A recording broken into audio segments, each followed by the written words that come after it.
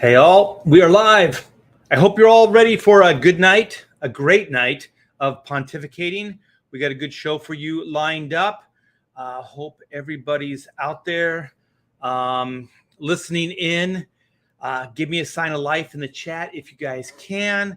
And yeah, hope everyone's doing well. We got a great show, Pontificators tonight. We got a great group of people coming in, and we're going to pontificate the hell out of a topic. I think we're probably going to do how political comics with important messages have become a joke. So kind of the parody now is some of these SJW comics and stuff. So we're probably going to talk that to death tonight. Let me see. We got some people in the chat. Tech Zombie. Hell, y'all. I'm the first one in the chat. What do I win? You win my hearty thanks. So thank you, Tex. Excuse me, I just ate like a little gas. Auntie-entity. What's up? The Google eyes. We got rolling. Get those doggies rolling. Boy. Hyper Wizard. The chat is alive. That's good. I like when the chat is feisty. We got to get you guys all hyped and crazy. This is very interactive too, you guys. So don't hesitate to chime in with whatever we're talking about.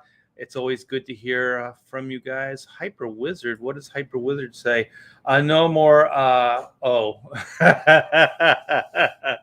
Hyper Wizard is referencing last night's Professionals. I think we went on for about 20 minutes on just peeing in a bottle. Yeah, it got crazy. One of the jokes, one of the fun things is, those guys rib me all the time. So I'm usually late, which I'm Billy Tucci's always later than I am. So, but somehow I get that rap. I'm always the oldest guy, but Graham Nolan and I are the same age. And then last night I got accused of being the liar. I was a liar. And then before we went on, I had done this before on a show where I just went live. I didn't introduce the guys. I didn't do anything. And I didn't know that was the formal thing. I didn't know that that's what you were supposed to do. So I just went live one show and those guys were like, "Are we live?" And they were all like freaking out. So they were joking yesterday, like, why don't you do that again? Or, they were ribbing me about it. So I just pushed the live button. And so those guys are just talking like we do in the green room. And then all of a sudden, Graham Nolan goes, "We're live." No, he goes, "Are we live?" He goes, "We're live." And I think Dan Fragaboom was talking about peeing in a bottle. So we ended up going off on peeing in a bottle for about 20 minutes. I think that's all inspired by Del Keown. I think Del Keown on a live stream mentioned that he may have knocked over his pee bottle that was underneath his desk. And so that started the whole, when we do these live streams, do we have pee bottles? So that's probably what I'm going to get into first and foremost. So I'm going to start with Pedro. Hey, Pedro. Hey, can you hear this? Yes, it's a little echoey, but yeah. No, it's not echoey. I'm in the middle of a tropical storm. Oh, it's a rainstorm. Oh, okay. Yeah. I'm gonna mute and dance. Okay, well, I have a really important question to ask you first and foremost. Are you ready? Do you have a piss bottle underneath your drawing board right now?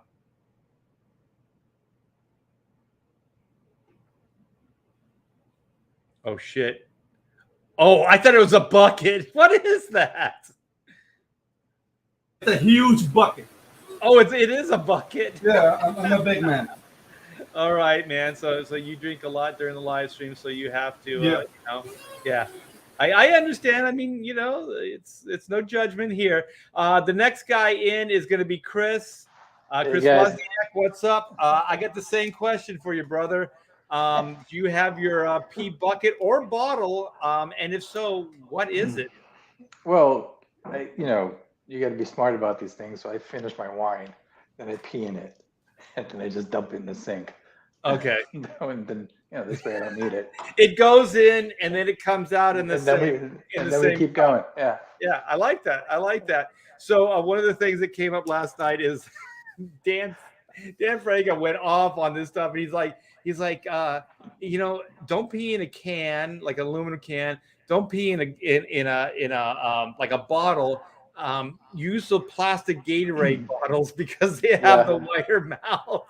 And I was like, also, this is he knows what he's talking about, because this is like truck drivers use Snapple bottles because it has the larger opening. Yeah. So Dan's speaking from experience there. He is. Yeah. Are we talking like pee protocols and ergonomics? I don't know. I mean, just using bottles. Like it depends on the hose, I guess. Some people can use a Coke bottle or a can, and others need like wider equipment. It's dangerous, man. If you have like a narrow opening, man, that's taking your life in your own hands, man. You don't want to you don't want to do that. Especially if you're driving, you have to brake. Oh. Or if you're live streaming, because if you're live streaming, then you're probably looking down. Yeah.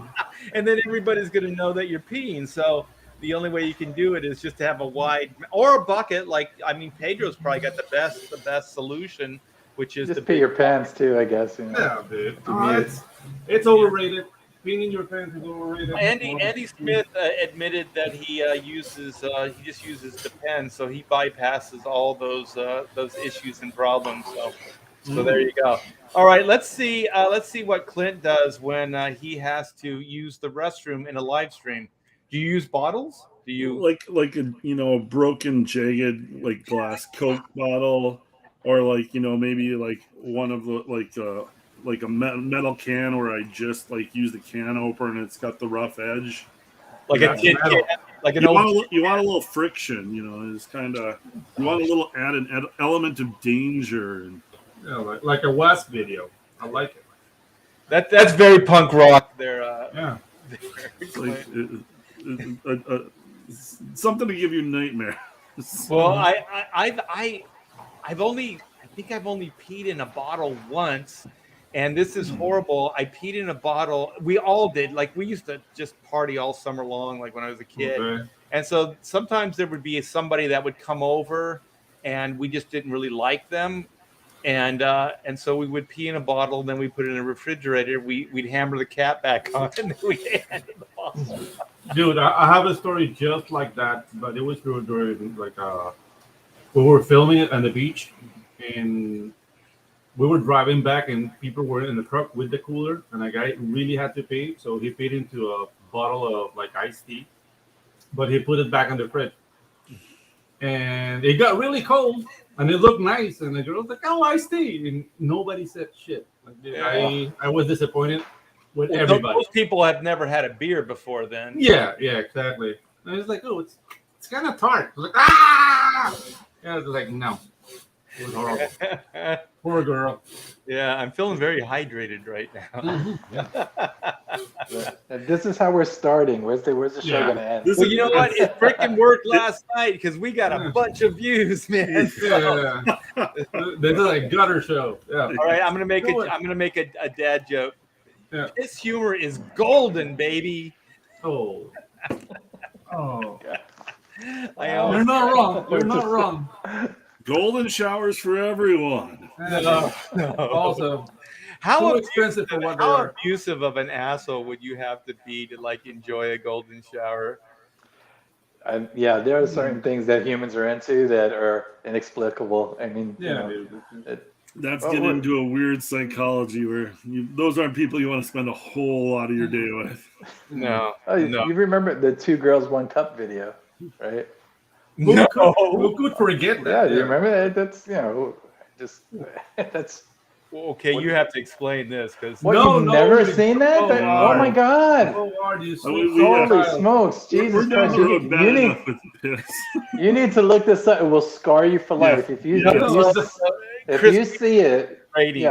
If you see it, you will never unsee it for ever. Because I think it was like 10 years ago or something.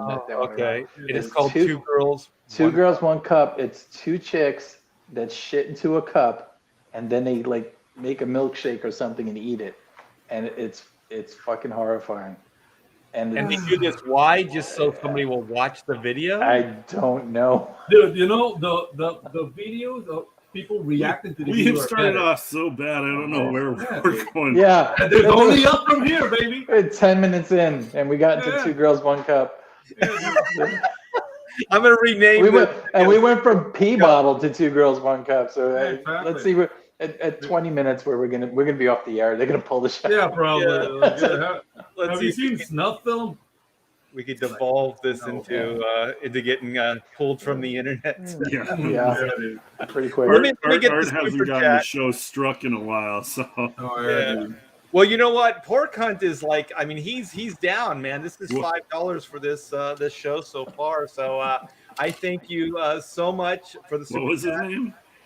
Pork Hunt. So you can tell he's down. He's down with the Two Girls, One Cup. Art is that old? He remember missing the bottle more. Art is that old. He remember missing the bottle more. Yeah, maybe. Somewhere in there was a joke at your expense. Yeah, I don't know if he's calling you an alcoholic. That got destroyed by grammar. Find the bottle. Yeah. Well, you know, thanks for the $5 insult. I do appreciate it. So if anybody else wants to insult me for $5, feel free. Yeah. All right. This is quality entertainment. We'll have to thank all the professionals for getting the ball rolling yesterday. Yeah, setting the bar. We're just setting the bar so low. Yeah. Well, man, I was surprised that oh my gosh, Dan just kept talking.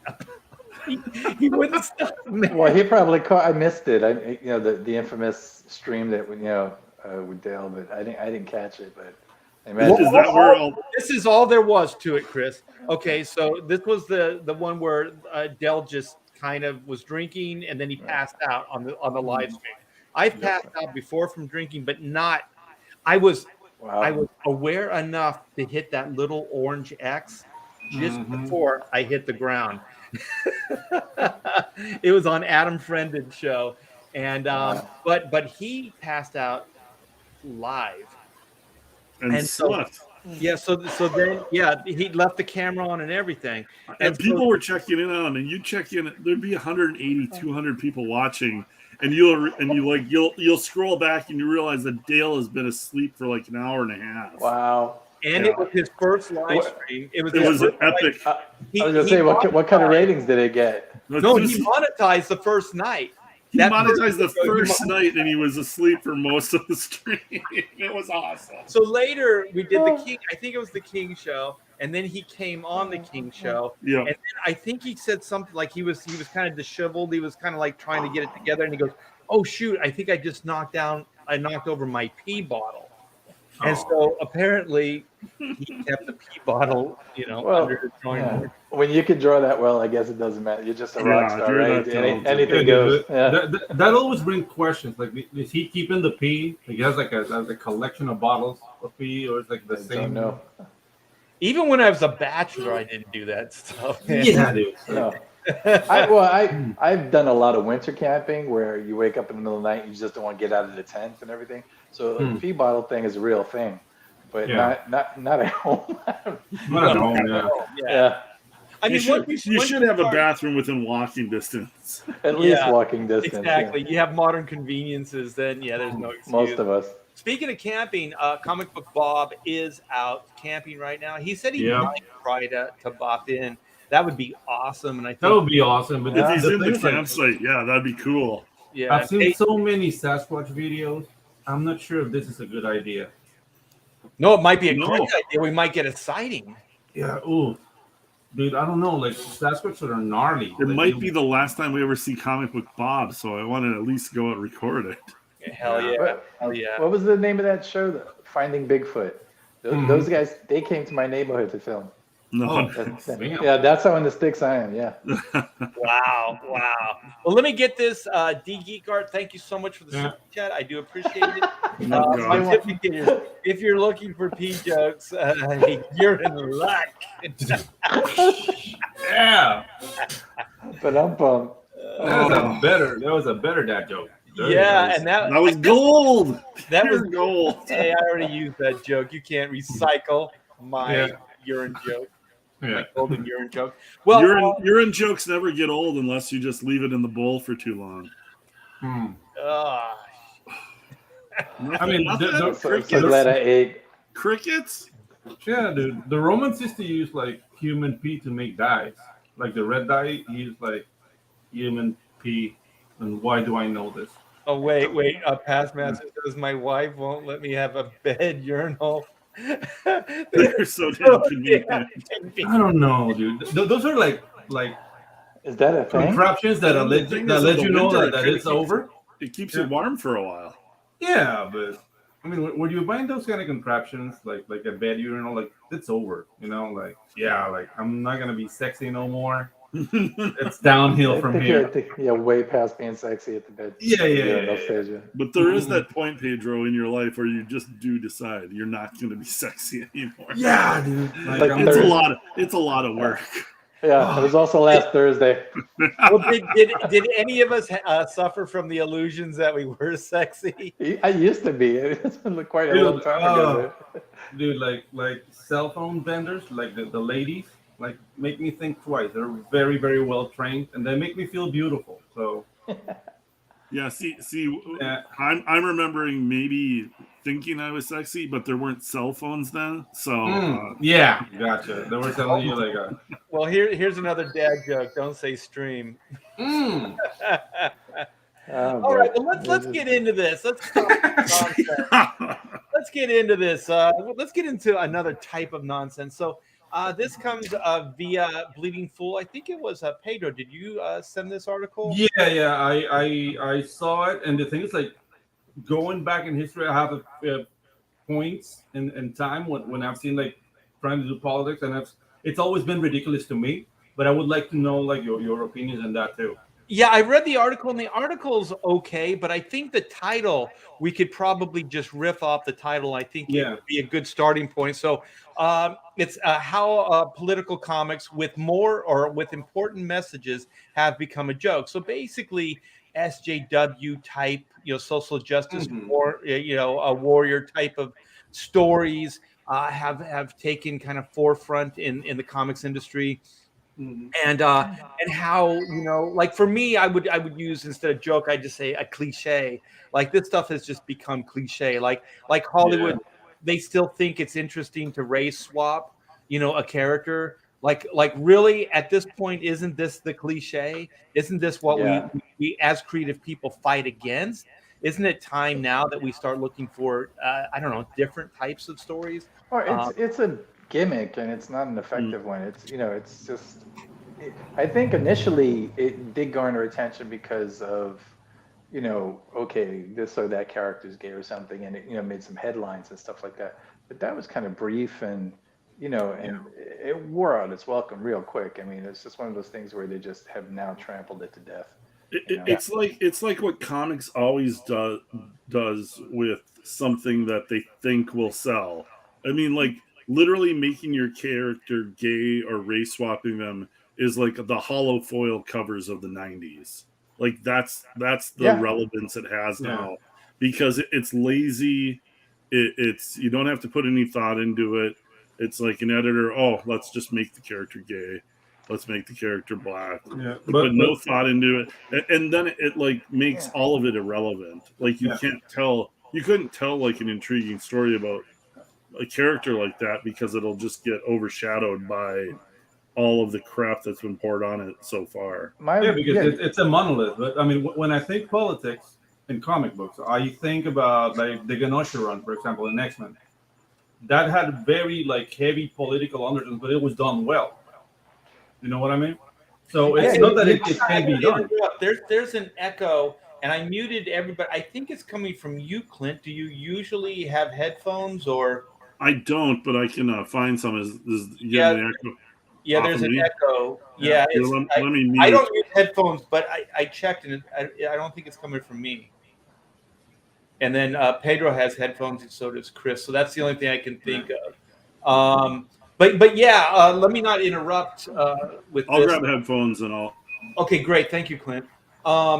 Yeah, but you know what? It's so weird when you still see like Thor: Love and Thunder, or you still hear like, oh well, this character instead of being a white guy is now a black dude, or a Hispanic, or like race swapped or whatever. And the thing is, look at the dog go. The thing is, like, one, I don't think, like you said, Chris, it ever worked. And two, like, why are they continuing to do it? Like, it never really worked. Why are you continuing to do it? It did. Initially, when they first started doing, first of all, it is nothing new. I mean, we've had gay characters and black characters. It's just a little bit ridiculous. But the real issue is that because a few times it leapt out of comics and it got like the Daily News to cover, or it was on CNN. And that just happened like a handful of times. But I think they thought that maybe they did get a bump from it. I don't know. But I can't remember what the last one was, but it was DC Comics for sure. And it was something, but the real issue was it was literally in their advertisement. It was in their pitch. Here's our new thing or whatever. And this guy was gay, right? And you read the whole, setup that they're trying to draw you in with, and their whole, hey, look at our new book or whatever, and not a single mention of what the story was, or what the reboot was, or what was going to happen. And it was just like, that was the press release that, oh, look, this guy's gay. Who gives a shit? Is that what the book is going to be? It's like, right. It's so ridiculous, Yeah, the thing is, it's just a gimmick. And it's a gimmick that gets the headline because the mainstream media thinks it's interesting. But the comic book, the people that actually buy the books, they don't care less about it. It has nothing for them. So that's the thing that, it just seems like it's creatively bankrupt at this point. Like, it's just effed out. Like, I mean, I think that's a big problem, Mark. The thing is, like, the people who are making the comic book. I'm not talking about the people who are in charge or editorial, but the people who are making the comic books right now do not love comics. Comics is a vehicle for their message, and it shows. Like, if I'm making a comic book about a guy being black, it's one panel. Hi, I'm black. The end. And they're making like this 22 pages of no conflict, no character development, no resolution, because there's no really a problem. It's just like, I'm black in America or whatever. Like, it is literally just a reflection of their their ideals, but it's also, and I point this out to a lot of people, and and maybe this will sound insensitive, and I don't even give a shit because it's just true. It's like, that experience essentially is is something that people live on the internet, and it's not reflected out in the real world when you're out about talking to people, or if you live in a major metropolitan city or something, it's just not part of your everyday world. Where on the internet, it's like everything is about that. If you buy a cupcake, it's about this or that, and it's just like I don't know. It's just them projecting into into every situation. Twitter doesn't reflect the fans. No. It doesn't reflect the comic buying public, and it's the mistake Marvel and DC made early on. All those editors were wrapped up in Twitter. They were self-indulgent, and they saw SJWs posting about this, and they thought that's what comic book fans thought too. And I think publishing companies and movie studios, I think they thought that Twitter was going to be their market research. You know what I mean? Like they were going to put these headlines out, and then they were going to get feedback, and that somehow, Twitter was going to give them a cheap form of like, oh, this works, this doesn't work, that type of thing. But when you realize that a lot of it has been manipulated, we had Elon Musk that kind of like, he didn't have to buy Twitter. He exposed it. Yeah, for sure. For all of its shim shams wigwams and just crap that it's pulling, and like most of it's like a lot of it's bots. It can be manipulated very easy. They say there's more bot traffic than actual human traffic. Yeah. And so if you have money or you have the means, you can basically stack things in your favor. And so I just think it's a lot of lazy executives. We've all worked for different art directors and editors that didn't have faith in their own points of view. They didn't have any idea of what they wanted, what the publishing company wanted, what was right for the story, what was right for anything. And they go outside of themselves for some kind of validation. And also the reason that these things are tempting for people like that in power is because they don't have ideas. They can point the finger at this market research, or they can point the finger at this instead of pointing the finger back at them. And all it is it just takes care of yourself. It's just survival, right? Like those places of business must be so damn hostile, and they must be so afraid to actually put their neck on the line and actually have a point of view that they would rather go to fucking Twitter, you know what I mean, for validation, or Twitter for an idea. That is an ass-backwards way to approach any creative project. It is just absolutely ridiculous to begin your project thinking that you're going to please any damn buddy. That is stupid. Frank Miller back in the day said this before all the politics and everything came into this. He was like, it is my job to make comics. It is not, I don't make comics for the fans. I make comics that I want to make.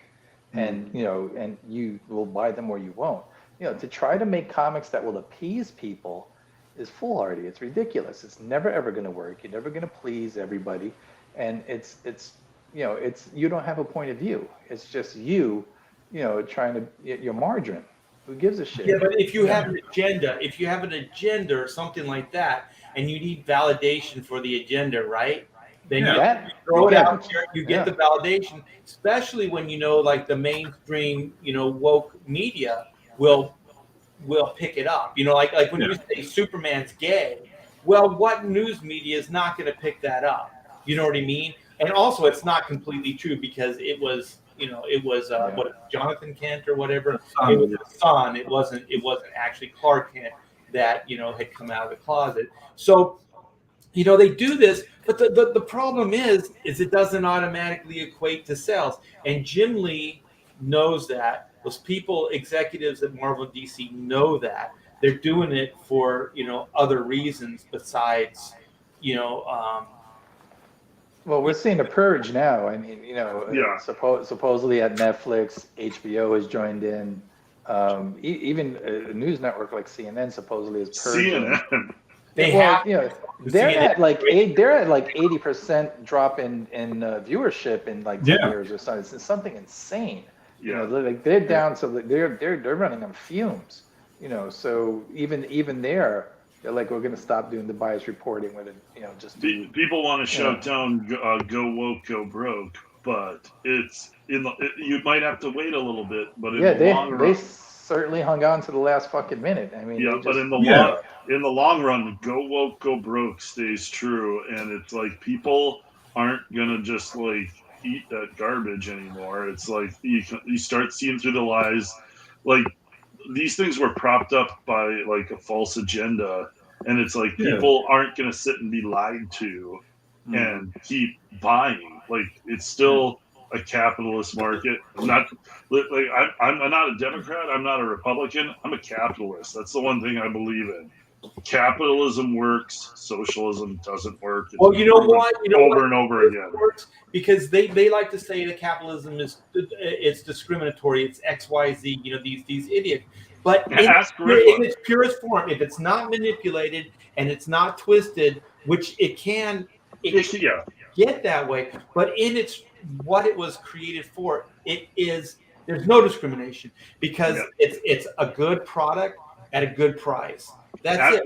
So you support it with your dollar. That's it. You support it with your dollar. So if you don't buy it, it doesn't exist. It's that simple.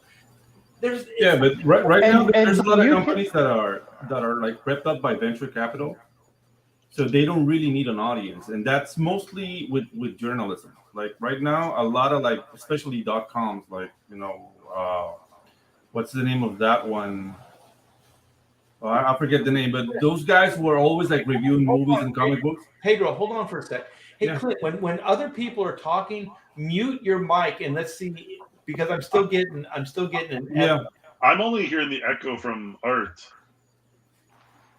that's it. Now You hear the You hear echo? I can't. Okay, Wait. you can hear an echo, right? Yeah. Yeah, it is coming from me. Okay. All right, I'll figure it out. Yeah. Hey, Pedro, All right. keep going. Yeah, so basically, this companies that are prepped up by venture capital, they don't really need an audience. So it's like a refuge for this kind of like employee activist that doesn't really need to have nothing to show in sales wise. And they've been doing that for years, but now it seems like the venture capital is running out because all Yeah, those of funds are course. disappearing. Yeah, it's money. It's a finite resource, and Yeah, and exactly. all these companies are just losing money hand over fist, and they've been just and they've been doubling down on it and everything. And and I always go back to the same thing. It does not matter, what your topic is. But you can make gay comics that are fantastic. Yeah, I mean, exactly. people have. You can make Mhm. great gay movies. I could think of a few. Brokeback Mountain was a great movie. Wasn't this a huge hit? The right. Authority, like Because Apollo. there's Yeah. a good human story there. It's Yeah. not, oh look, we made a gay movie. It was Mhm. a movie about people, and so everybody wanted to watch it and everybody cared. The but to Authority. just- Sorry. Yeah, but it's just to say, oh, you should watch it because this character's gay or he's purple or whatever. It's just like, well, where's the story though? And it never ever seems to be one once you actually like get into it. And because there isn't one, the whole point was just, look, we're going to be against, I don't know, American value or whatever the fuck they think they're, doing. It's a little bit ridiculous, The Authority to me was like the perfect example of this. Like this was a huge hit. Warren Ellis wrote this amazing. It was kind of almost an alternate reality Justice League, but Yeah. then they started tying it in when the DC universe merged with it. But it was like the point of the story wasn't that Apollo and Midnighter were gay. It was just like they had a really good story. These were cool characters, and these two characters were gay at the same time. I bought that book. Those were fun comics. It wasn't outrageous. It was like you love these characters, but it wasn't the whole thing wasn't built around, oh, they're gay. Oh, this is Yeah, no, it's just like, oh, this is an awesome comic superhero story, and these two characters are gay. Yeah, And but if you're going to write these like bring up like an ethnic backstory or whatever, then use that. But see, the thing is, they're just using it for virtue signal. So they just plug in like this idea or that idea that's very superficial, and then they don't write it like that. Kamala, is it Khan, the Kamala Khan Marvel or whatever? It's like there could be so much more to that. Yeah. Instead of just like a superficial, you are this thing. Yeah, but I think the problem. What I thought was done really well was I loved the DC Blue Beetle, the new Blue Beetle, which was the Hispanic guy. The Mexican kid. Yeah, and so what was really cool is that they had all these different aspects to like Hispanic life, so there were some gangbanger street kids that he knew, and there were these other, and then he was in love with the little red-haired girl, kind of like Charlie Brown. There was all this stuff happening, but you know what? It wasn't like this is important or we're making a message. It was just matter of fact. It was just done, and it was diverse in just the way it was, and the writers understood how to write the flavor of like, this is a Hispanic family. This is a multiracial relationship or whatever it was. They knew how to treat it. So it really felt authentic. It felt real. It didn't feel like it was a gimmick. And that's the problem is, like when you get the headline first, as soon as you go, Superman's gay, it's done. The story's going to suck. Yeah. It's not going to be anything. But I think the problem is do it matter of factly. Yeah. Just okay. We started this story. We built it slowly, and then all of a sudden it starts feeling logically like it's making sense. And then Jonathan, comes out of the closet, right? And then all of a sudden you're like, as a reader, you're like, oh shit, or you're like, yeah, I saw that coming. You know what I mean? Like, or maybe you'll care at that point. Even, Yeah, but I think that the problem revolves around the fact that these characters are monolithic. So basically, the black superhero represents all black people, so he can have flaws, and the conflicts are very like, like very in the moment, like doing like BLM or whatever. So they're not interesting. That's the problem. For They're example, with very not interesting. I'll give you a yeah, perfect example. One of my Let me get favorite comics. hey Chris, sorry, let me get Yeah. the super chat first. Another one from Porcon. Thank you so much for the $10 super chat. Best political comic is Kirby's New Gods 6, The Glory Boat. Allegory is the key. Now there's an idea for a future stream. Best comic with political allegory. That's another thing. Allegory. They used to Yeah. use allegories. They don't do that anymore. Like all the best sci-fi, all the best stories, they use allegories. So Star Trek. they're not Yeah. going direct. They're not like hitting you in the face with like this. It's allegory. And by the way, the reason allegory works is because whichever side you're on, it doesn't feel offensive. It doesn't feel like it's directed at you per se. It's an allegory. It's a learning experience. Yeah. Right. Look how Star Trek handled racism with "Let That Be Your Last Battlefield." With the two guys, The two faces. half black. Black, Yeah, that was brilliant. And but just going back like 30 seconds, a great example of how to do it right. One of my favorite comics of all time, Love and Rockets. All Latin characters, gay leads, but fantastic stories, fantastic art, great characters. And that's how you do, handle any of that, because it's not what the book is about. It's that those characters, that's the life that those people are living, and we're following them, through their lives, and that's a killer book. And that's also a great example of like Hispanics writing about Hispanic what life. they know. So it's not like it's in your face. It's just matter of fact. Like this is just the life that they live. And so since they've kind of lived a similar life, that's why it feels authentic. That's why it feels real. Very real book. They don't have to they don't have to go, well, this is representation, this is this is that. They're actually writing about stuff that they know and understand. And I remember I had a few great conversations with some amazing people in my life in this industry, and I cherish every one of them. And I was talking to Jack Kirby, and he said the key to storytelling is make it relatable, make it real. And he said it doesn't matter if it's Galactus, it doesn't matter how far out the character is. You have to find that kind of humanity. You have to find that relatability in that character. And so that's a lot of the things that are lacking when you just base it on like, oh, well, this is agenda. We need more representation of XYZ person in comics or in film or whatever. Well, it's always going to feel shoehorned and it's always going to feel forced because it is. You know what I mean? It's like the Hernandez brothers, like Love and Rockets. The reason that is so fucking right on is because it is. It's just authentic. Yeah. It feels real. And the characters feel like real people. More than any other book that I can think of. And then the background, like it's just their lives. They're Hispanic.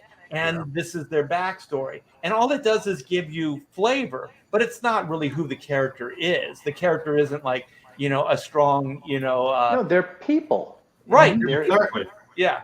And if it doesn't matter what walk of life you're from, as long as they're written like people, you will relate. And then you can get a little bit of an education. You're like, culturally, from their background. It's a byproduct, right? Mm-hmm. Yeah, it's like my daughter loves that Greek wedding. We used to watch it. Greek wedding, ladies, and that movie is really quaint because it is about like these two worlds coming together, and this is one of those iconic stories. Like this has been told. It's Romeo and Juliet. It's all these things, of these two polar opposites coming together, and finding each other, and then their families kind of adjusting. But then the background is just the historic or their one's Greek and one is, I forget what the white guys, they were probably just white, Yeah. but I think they had some, like they're Irish or something, Irish Catholic, or and so then it's about like these two worlds kind of understanding each other and then having them find a middle ground for a greater good, which is the children that they raise, the children that they love, and they realize that the children are really happy together. You know what I mean? So the family puts their differences aside, if there were any. I don't think there really were. There was just kind of weird. No, not really. That was different between the way that their backstories were. But I think that stuff is great. But it's not character. It's not character. Their backstory, their race, their religion, their sex. That's not character. It's background. It's cultural flavor or whatever. Exactly. The differences are always going to be little things, but everybody feels the same. Everybody feels in love. Everybody feels regret. Everybody feels disdain. So these are things we all commonly share in our human experience. But when they say lunch, if you're here in Panama, they might serve you something different than if we're in the U.S. The differences are there, like food, customs, maybe like little things. But humanity is humanity, and I don't know. Right now, the fog of politics and agenda is so thick that people don't see that anymore. Well, the other real problem with trying to use that as a business model is you're starting out by saying half your audience are bad people. Yeah. And if that's your point of view, and you're going to do your creative work from the point of view that you want to push your agenda, you're literally just freezing out half of your market right before you launch. It's the story of what Comicsgate and Marvel, what's happened with Marvel and DC and Comicsgate is Marvel and DC alienated half their audience, if not more. And Comicsgate was the result of that. Like, there was comic book fans that were looking for entertainment that wasn't this political social justice warrior message shoved down your throat. And I mean, it's the story of what's been happening the last 4, 5, 6 years. And I mean, hail Rick Saylor, man, right back at you, brother. And I mean, I'm glad it happened in a way. It's created a whole other comic book industry that didn't exist 10 years ago. And I think it's a lot more fun. It's a lot more creative. If you're a new creator, it's a better opportunity for you to get your foot in the door and show what you can do. And you got to make it or break it on your own. It's like the opportunity is there. Like, I wish I was my 25-year-old self with the limitless energy that I had for drawing comics back then, instead of just drawing endless sample pages and sending to editors that probably didn't even open the envelope, or standing in line at comic book conventions waiting for some dipshit assistant editor who just wanted to get to the bar that night and could give a shit about finding new talent. That's what I did through my late 20s, early 30s. And it's like, I wish I had this opportunity 20 years ago, man. Yeah. I feel the same sometimes, but also that's why I feel young, because it keeps me on my toes. It makes me want to work, because this opportunity, I know, if I was younger, I might have pissed it away. But now that I'm older, I realize how amazing CG is in this opportunity that we have. But I want to throw this out there and kind of try to steer it in another direction, but based on the same topic, is that like comics escapism, right? So the thing is, we've all been doing this long enough that it was always escapism. Like, you want to write super fantastic stuff that maybe doesn't have a lot of reality to it. You know what I mean? You huge part of it into it. Let's not overstate or understate that aspect, because superheroes were always kind of like major escapism, and they are power fantasies for younger, usually males, to read. And the characters are always morally upright and do the right thing. So there's those aspects as well to these stories. But by and large, escapism. Yeah, that seems to. I'm not sure I agree with you there. I mean, the comics that I write are more based in realism. I mean, like Pirate Queen and Slave Girl and the Blue Bombshell. It's usually a lot of times where you're just hanging out with a really busty girl, and like her top just, like there's a breeze or like weak seams, and like just boobs just pop out. So I like to think like my comics kind of come from a more realistic place than what you're talking about. I wouldn't say escapism is the right. Well, we're right going to have to talk after, Clint, because you just I all over my point, and I am freaking raging pissed. I didn't know Clint lived in Brazil. Clint's living in the 80s. That's for sure.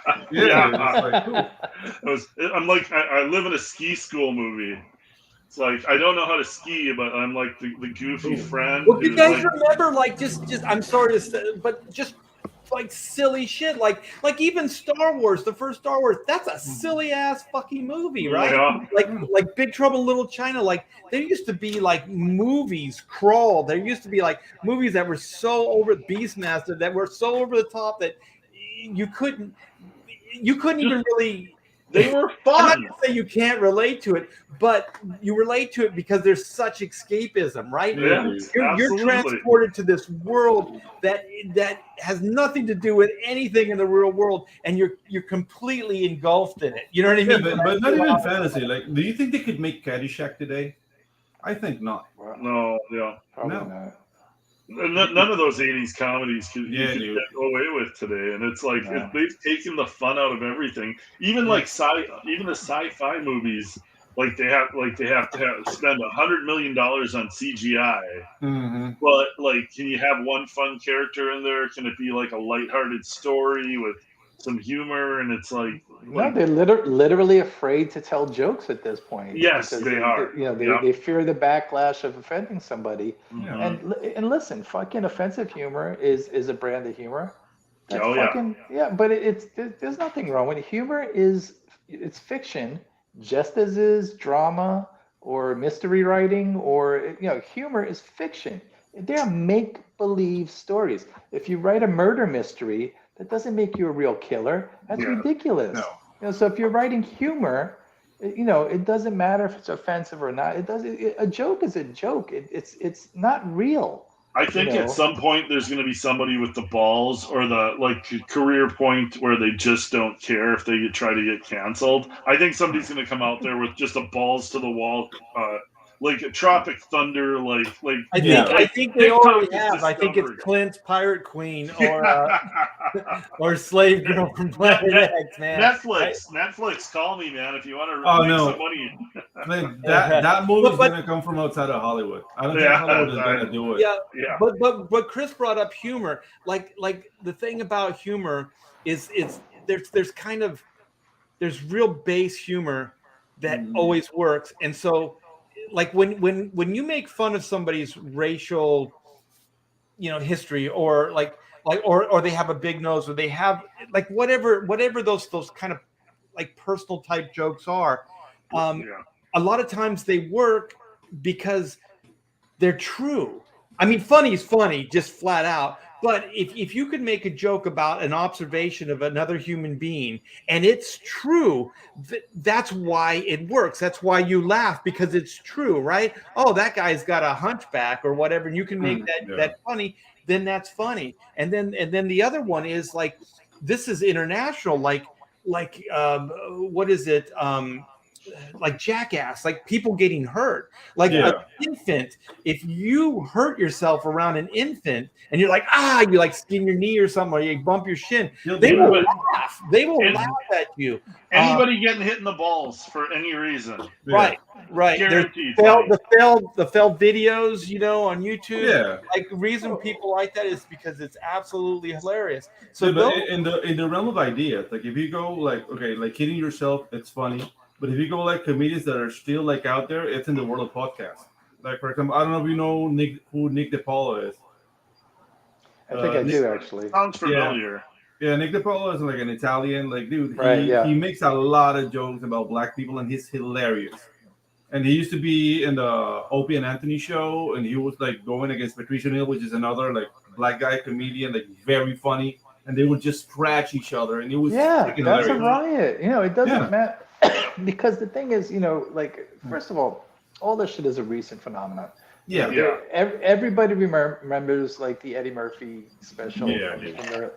Fucking hysterical, and it's still funny. But you would get murdered if you tried to do that today. It's just ridiculous. The reason it is because there's truth in it. Like that's why it has weight, because there's truth in it. But the thing is, it would get murdered on TikTok, but TikTok doesn't really matter. But then the media picks it up from TikTok and says, "Oh, there's The media grabs a thing off of TikTok and says, "Oh, outrage over a comedian's joke," and it's like, it was like the 6 people, the 6 blue hairs on TikTok or on Twitter that like are offended by everything, but then some big media thing will pick up the story and say, "Oh, outrage over it, it's clickbait." And then this person will get canceled, and it's like, the media tells you should be offended versus the person be able to figure that out on their own. So that's a lot of that's happening, right?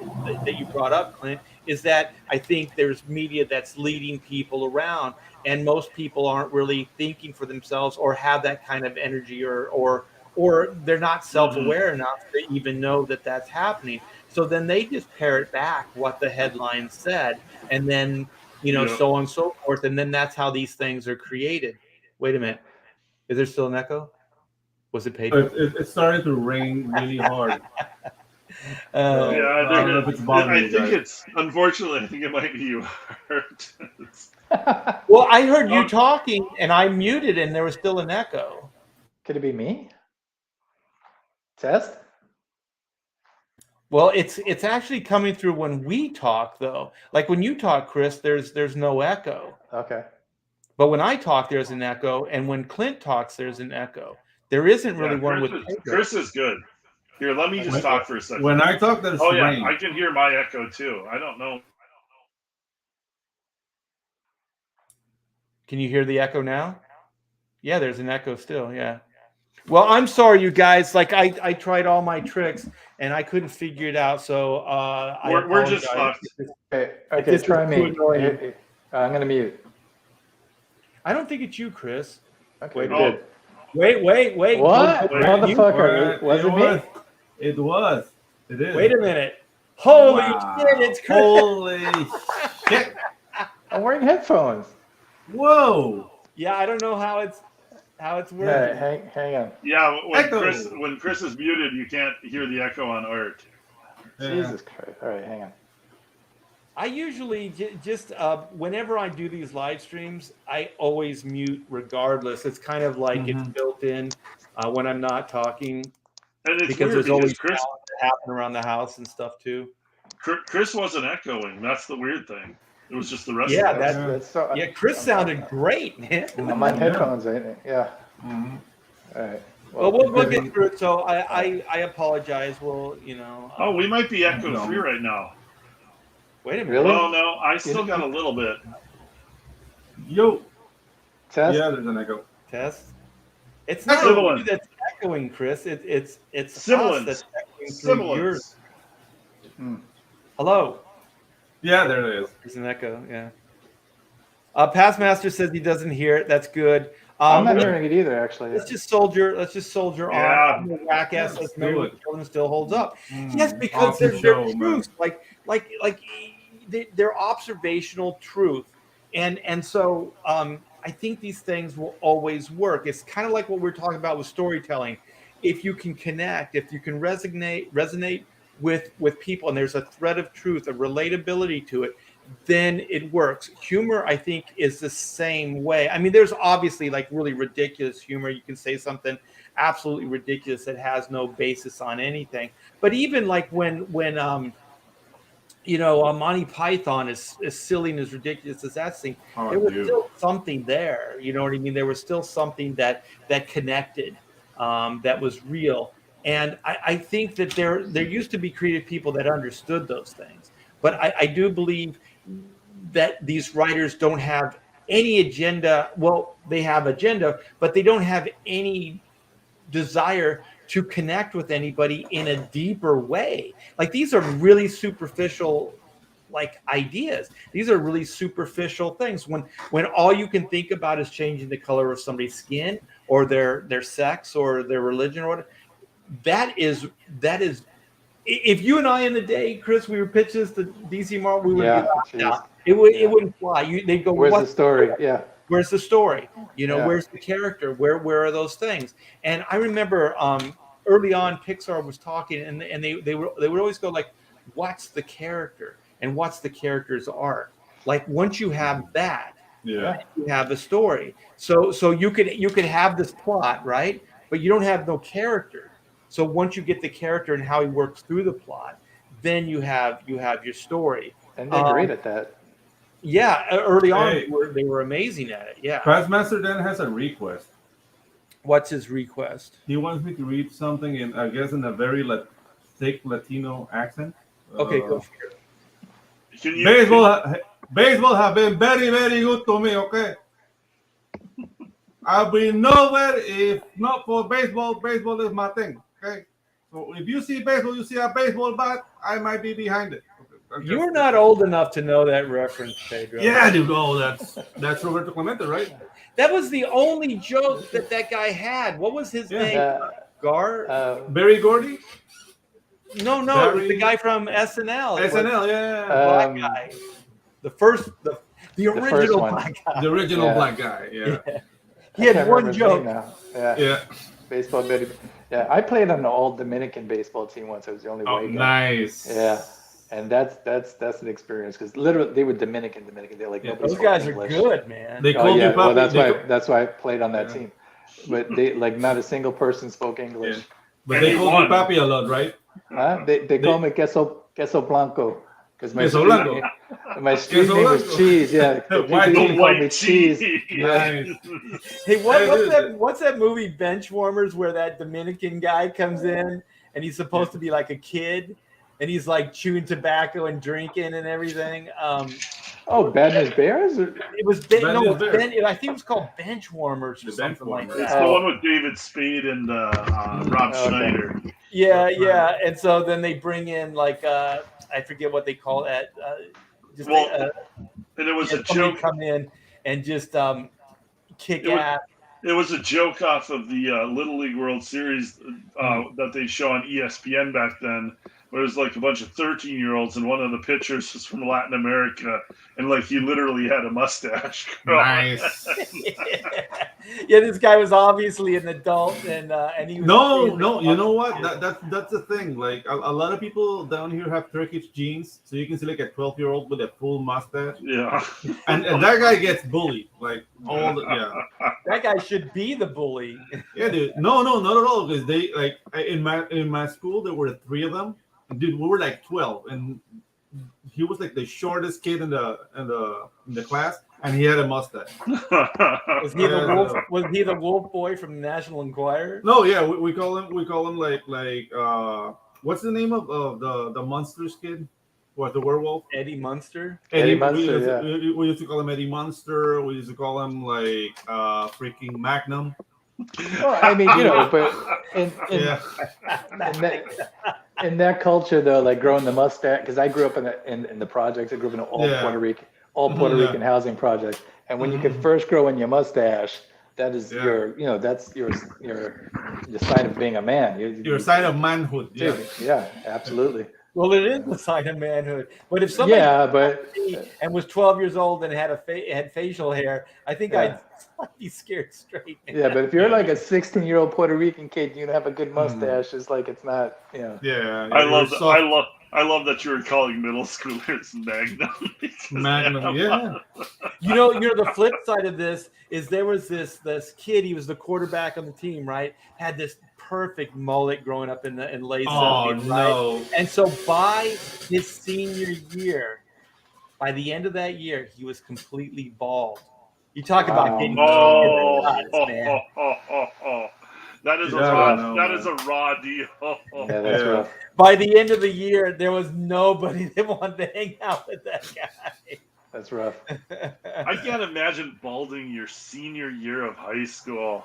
Dude, I didn't have like a balding, but this guy was like a complete Indian family, like from India. and this guy had like a whole set of white hair, like like gray hair. He was grayed like early. 17. Yeah, 17. 17. Yeah, completely white. And I was like, oh my god, like yeah. And then we started like singing like the Indiana Jones song, because like with the guy who died, like because he drank from the wrong cup. He Like, aged so quickly. yeah, you chose poorly. You chose poorly. Yeah, I was like, you've chosen poorly. What? Okay, I do that. Drink Then out when of the bullying was chalice. cool. Yeah. Yeah. Oh, when you guys were talking, I just remembered that quarterback guy. This is like an aside, but when I was playing in the bands, and that guy was an a-hole. Obviously, quarterback had the best looking girlfriend, all that stuff, right? I still remember his girlfriend Roxanne Eden. How about that for a hot chick name, right? Roxanne Eden. Okay. So we're playing this backyard, right? And it's just capacity. We're at capacity, and so the quarterback comes in with his girlfriend, and he's like, hey man, didn't you play on the team? And I was like, yeah, I warmed the bench, and he's like, hey, I know you don't have any room, but can you get us in? And he's trying to like look good for his girlfriend, and I just looked at her, and I said no. And then I later I went to her because she's still out front. I said you're welcome in, but not your boyfriend. Not your boyfriend. Nice. But that's a pimp move. And you know what happened? She came into the backyard. Exactly. That guy back. Exactly. Yeah, it was awesome. Yeah. That's how it goes, man. Yeah. So do you guys have anything else? Any other? I heard somebody in the green room where you guys talking about HBO. Actually, it's apropos to this topic, because Rings of Power from Amazon is tanking, and House of the Dragon is soaring. Like, okay, I've only watched like half of the first episode of Rings of Power, and it was horrible. And I haven't seen the series, but I'm really enjoying House of the Dragon, because it's like George, how many R's he has in his name? Like, I always screw that up. Martin, like he's writing. George R. Martin, yeah. It's 2 R's. Okay. Yeah, 2 R's. 2 R's. So, dude, like it's like, thank you, Truck. It's like from a plane crash. Like you're reading from his book. No, dude, like I live on the road to a copper mine. And at some point, did they just drop a couple bags in your backyard, Pedro? No. These are like carrying equipment for copper mining. So there's like huge trucks that make a lot of noise, and it's the time. So yeah, like so the thing is, like when you see House of the Dragon, you feel like you're reading a George R. Martin book. Like he was a comic book fan. Yeah, he used to write fan letters to the Fantastic Four in the 60s. Oh yeah, no, he's a diehard fan. Yeah. Quick question, because I haven't followed this, but is House of the Dragon is it based off of his books, or it's based off Dance of the Dragons, which is 300 years before the books, but he did a book called Fire and Blood that touches on that like era. So they are using his original material and then basing new stuff off of it. But the writers are doing a lot of work. This book, Fire and Blood, is just like historic recount, so you get no dialogue, no nothing. So the writers are really like taking into account interpreting stuff. Yeah. But and he finally, through the showrunners for Game of Thrones for the final season, he finally threw those showrunners under the bus. Like he must have been just biting his lip, trying to keep his mouth shut on how they like kind of just ruined it. And those guys didn't go off to any kind of success after that. Weren't they like being wooed by the Star Wars? They were supposed to have a Star Wars trilogy, and that stuff. Yeah, dude, but that Game of Thrones landing was so horrible. Listen, all right, so everybody stop for a second, because I've seen 7 seasons of Game of Thrones, and then I was moving for the 8th season. I've had it on Blu-ray for like 2. I still haven't watched the last season. I'm not talking about it. I'm just saying it's a crash landing. That's all I'm going to say. It's a crash landing that destroyed their career. Okay, I have to read this out loud. say. Past Master Dan, Fire and Blood is the menu at Taco Bell. Yep. That's so true, so true. Actually, my wife loves Taco Bell, and even she felt the rage the other day. Like every once in a while, I'll just indulge it, and usually if you just go with the taco, straight up taco, you're okay, safe. Right? You're kind of come out of it unscathed, and so. By the time we got home, we were both on the toilet. I was gonna say it's like it can't. They're like, I lived in Whitestone, Queens for like 15 years, and there was a Taco Bell like 2 or 3 blocks away, and and the whole time that I lived there, I think we ate there 3 times, and 3 times everybody got deathly ill, and it was just like you just give it a go, and then it's like oh my god. Something I like to call the crippler. Yeah, that's the thing. Like we have Taco Bell here, but it's not that dangerous. Like in Panama, what's really dangerous, and I don't know if this is gonna sound racist, but it's a Chinese restaurant. I'm sorry. Like Taco Bell is a Chinese restaurant? No. Our version of Taco Bell, like whenever you eat there, you're in danger. It's a certain kind of Chinese restaurant. Like I've never gotten ill off a Chinese restaurant. I have, but there are those little like mom and pops, and I'll tell you right now, their sauces are great. The food's always so good, but they'll disguise meat. It's like they'll just chop that entire chicken up. Like you'll get whatever, like so you get tendons and fat and beef and tongue all and kinds everything. of crap in there. And you know what? You can't pick it out because it's so in the sauce. So you just eat and you're like, this isn't really breaking down. You know what I mean? It's like, got a beak on it. Yeah, it's like it's just like crunchy or it's just like chewy.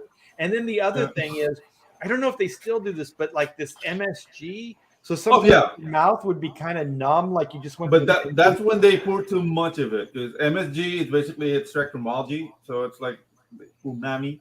But if you use too much, it's called headache spice for a reason.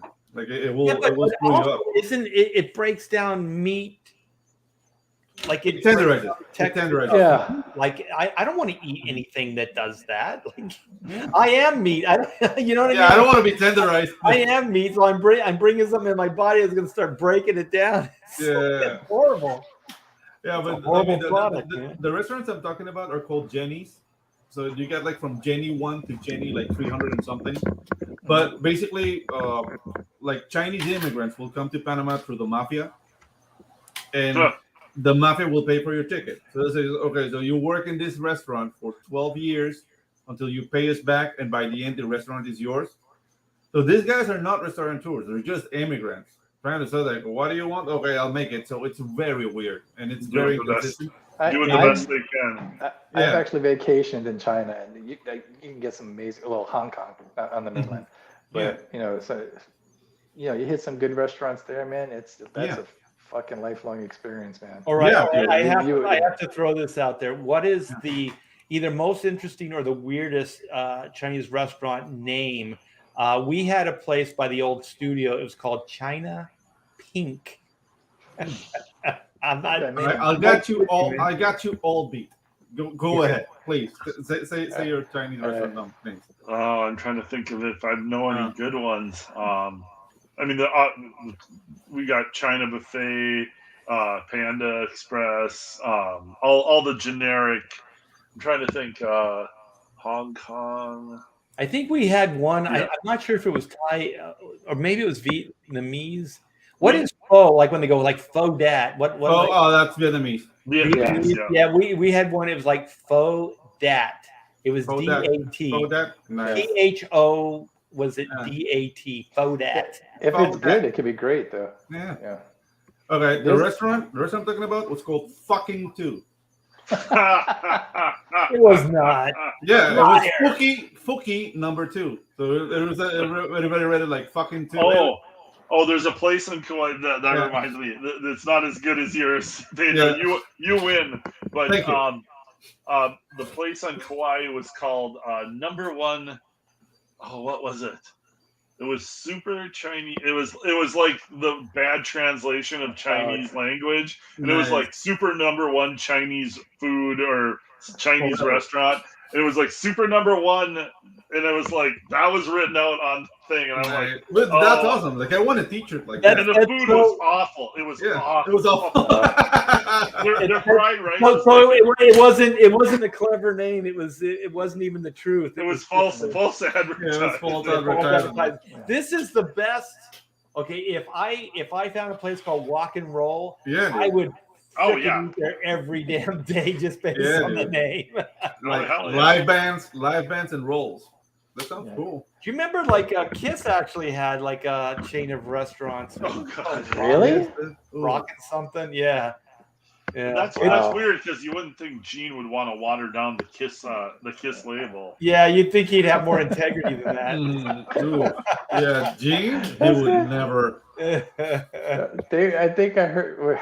Boy, what they do a couple of tours ago where he would play a guitar for like 30 seconds and then sell it backstage for 30 grand. Oh, no. It was just like, it was like, damn, dude, you're just fucking rough. That's awesome. That is so cool, man. Guitar played live in concert. Okay, I saw like on YouTube, there's a ton of these videos, and I don't know, I just kind of get these crazy hairs up my tuchus, and I just kind of go into like, let's go down the rabbit hole. Well, I'm obsessive about like YouTubers that do the whole Kiss library from like they rate them all. They rate them all, right? Yeah. And then I've listened to. That's all I did all day today. I'm not even kidding. And then I just came to the conclusion. It's like, how do you rate these albums? They're all like the same album. They're all really. I don't want to be bad. They're all about the same. You know what I mean? Yeah. Like, they have like levels of maybe a little worse, but they're really just kind of like a flat line. You know what I mean? Yeah, I think honestly, I've always made the argument that Kiss, fantastic gimmick, and Paul Stanley, fantastic. Paul Stanley's a fantastic frontman. He sells it to the last kid in the back row. However, as musicians, that's a fucking overrated band, and like none other. Well, I always say like they were my gateway. So like there was like Star Wars, like there was so many cool things like growing up in like the like I don't becoming a teenager in like the mid 70s, whatever. So there's like Kiss, there's like Star Wars, there's all this cool stuff was happening. And so I was the perfect age when they broke. They were like my Beatles. And there was probably a 3 to 4 year period that it was just an obsession. But then there's this reality. I think it was when that Dynasty album, the disco album, came out, and I was like, I'm not even down with this. You know what I mean? Kiss was signed to Casablanca. Casablanca was a disco label. They didn't have not another rock act. That's all they did was Donna Summer. Yeah. There was a disco label, and that's where Dazzler comes from. It was they were doing Marvel was going to do a co-op with. Because the Kiss book did so well, they said, let's invent basically a female type Kiss character. Yeah. And, and then there was supposed to be a movie attached to that and everything. And it just didn't do well. And since Marvel created the character, they just wound up keeping it because Disco had died by that point. So what was the character? It was Dazzler? It was Dazzler comes out of Casablanca Records. I never heard that story. And wait, Clint, start talking. Yep, I'm here. Oh my gosh, it's Pedro. You're still echoing, Art. I'm still echoing? Oh, okay. Yeah. Damn it. I'm not hearing an echo. I want to blame somebody. We need a tech guy that can explain this shit. I don't know how this stuff works. It's weird because I go on a lot of streams and I don't have a problem. Well, we've done plenty of shows. This is the first time where it's been really bad where we haven't been able to plug in a headset and work it out. Yeah. But I didn't know that, Chris. Yeah. Kiss was signed to Casablanca. Casablanca was strictly a disco label. Kiss was the only rock act that they ever had. And because of the success of the Kiss comic with Marvel, Casablanca approached Marvel and they said, hey, let's do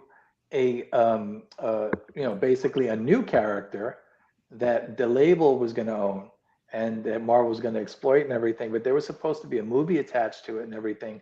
And there was going to be, a live person that was going to play this character, and they were going to make records and do a tour and everything. And they got John Romita Jr. to design the character because he was a little disco kid in those days. So that's where that came from, and that's how his involvement was. It makes total sense. It's just and that's disco where probably died. the makeup and everything is because of Kiss. Yeah. Very, very it's Kiss. it's basically a female Kiss spinoff. It's the Laverne and Shirley of Kiss. And so, but by the time they kind of got it done, the disco had passed, and like the fad was over, and so it kind of, the whole thing just fizzled out and dissolved.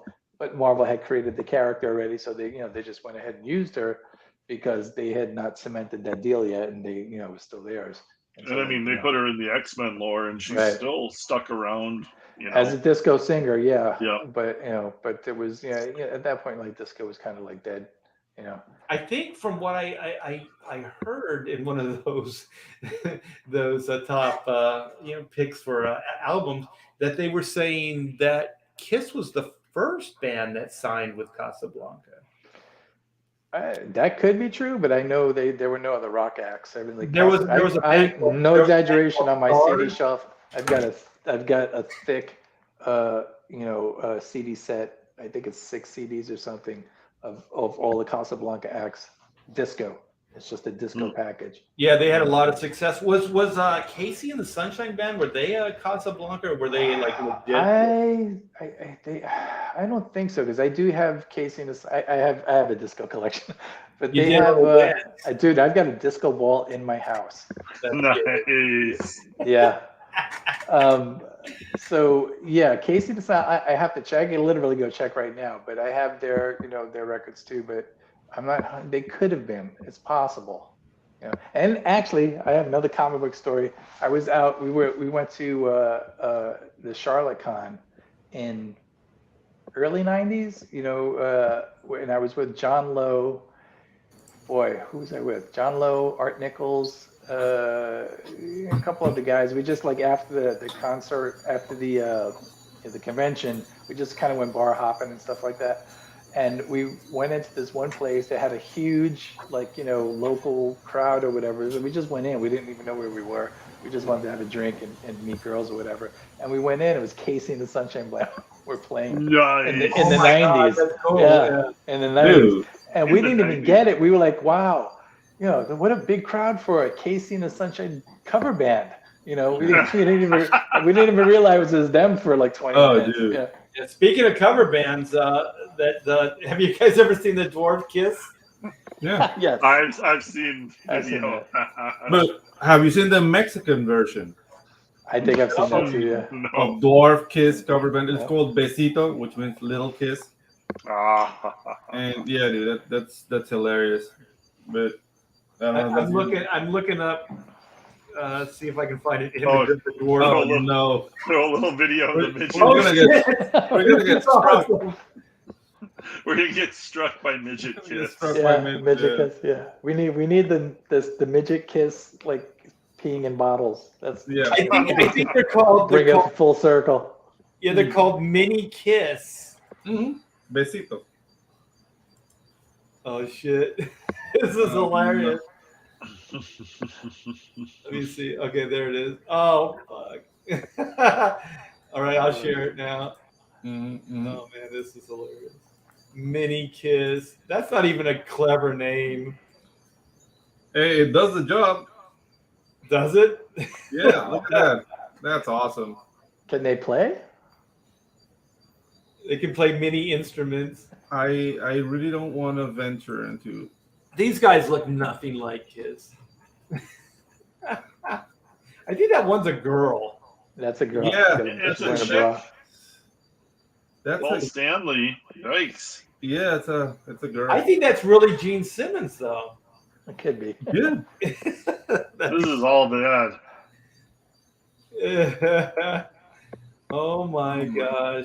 Yeah, So what's the other one, Tater? Did They you play find it? all Like instruments. Hispanic? Do they wear? Yeah. Do they Let wear me look for it. fedoras? Let me look for it. Let me look for it. Oh God, we got art going on Kiss, so we got Kiss the rest of the night. Well, We got Menudo. Those guys. Dude, oh. You know what? The best part about that band was, like, they could age out. Oh, I know. They axed them all the time. Yeah, so there was always Paul's like new guys coming in. Yeah, Paul Stanley has actually said that he sees no reason why Kiss can't continue after they retire. They just bring in new guys to play the old song. Basically, I think he wanted his son to kind of take over at one point. Yeah, and basically he kind of just didn't want to bother. Yeah, not an official cover band that would tour and to make it basically like the remember Beatlemania on Broadway. Right. Yeah, to do that type of thing. Well, I said that years but ago. But officially sponsored. One step further is they could still write the song, so they can still get publishing. They just have the other guys perform it, right? Yeah. And you could have multiple bands. So you could do Europe tours, you could do Asia tours, you could do the States tours, you could do all of this stuff at the same time, which is like multiple bands. I wouldn't be surprised if it's not in the works. So is this it? Is this ready to go, Pedro? Yep. Mm-hmm. Oh boy. Now that's Kiss. Yep. Straight out of Mexico, baby. Do they play instruments or are they lip syncing? I have no idea, man. You know what? I gotta find one and see if I can find one for that they're on stage. Let me see if I can do this for do it. For oh shit, yeah, there's shots of them on stage. Wait, let me find a good one though. But is it Little Kiss or Besito? I don't know. Oh, this is YouTube. We might be able to hear him play. Oh no. Oh yes, is what you mean. We're getting this show struck no matter what tonight. Yeah, exactly. We're really striving. You better be watching this live. Yeah. That's our streak, man. Get canceled. Oh, stupid ads. Go away. The video. Oh, dude. They're playing "Shout It Out Loud." Let's see. Actually, that's a great Kiss song, for example. Oh shit. Okay. I'm curious if it's an actual cover band. Man. Okay, let me make sure I can find it. Okay, I always hit the wrong button. Ooh. All right, here we go. Oh, this is the best. Can you guys see this? Yeah, we can. We're gonna get struck. But we can't hear it though.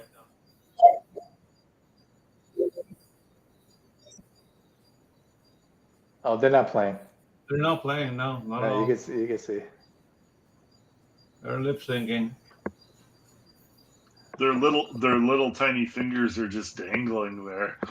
No, dude, I used to know a guy who would play guitar like he was a midget, like small hand, big head, and he played all right.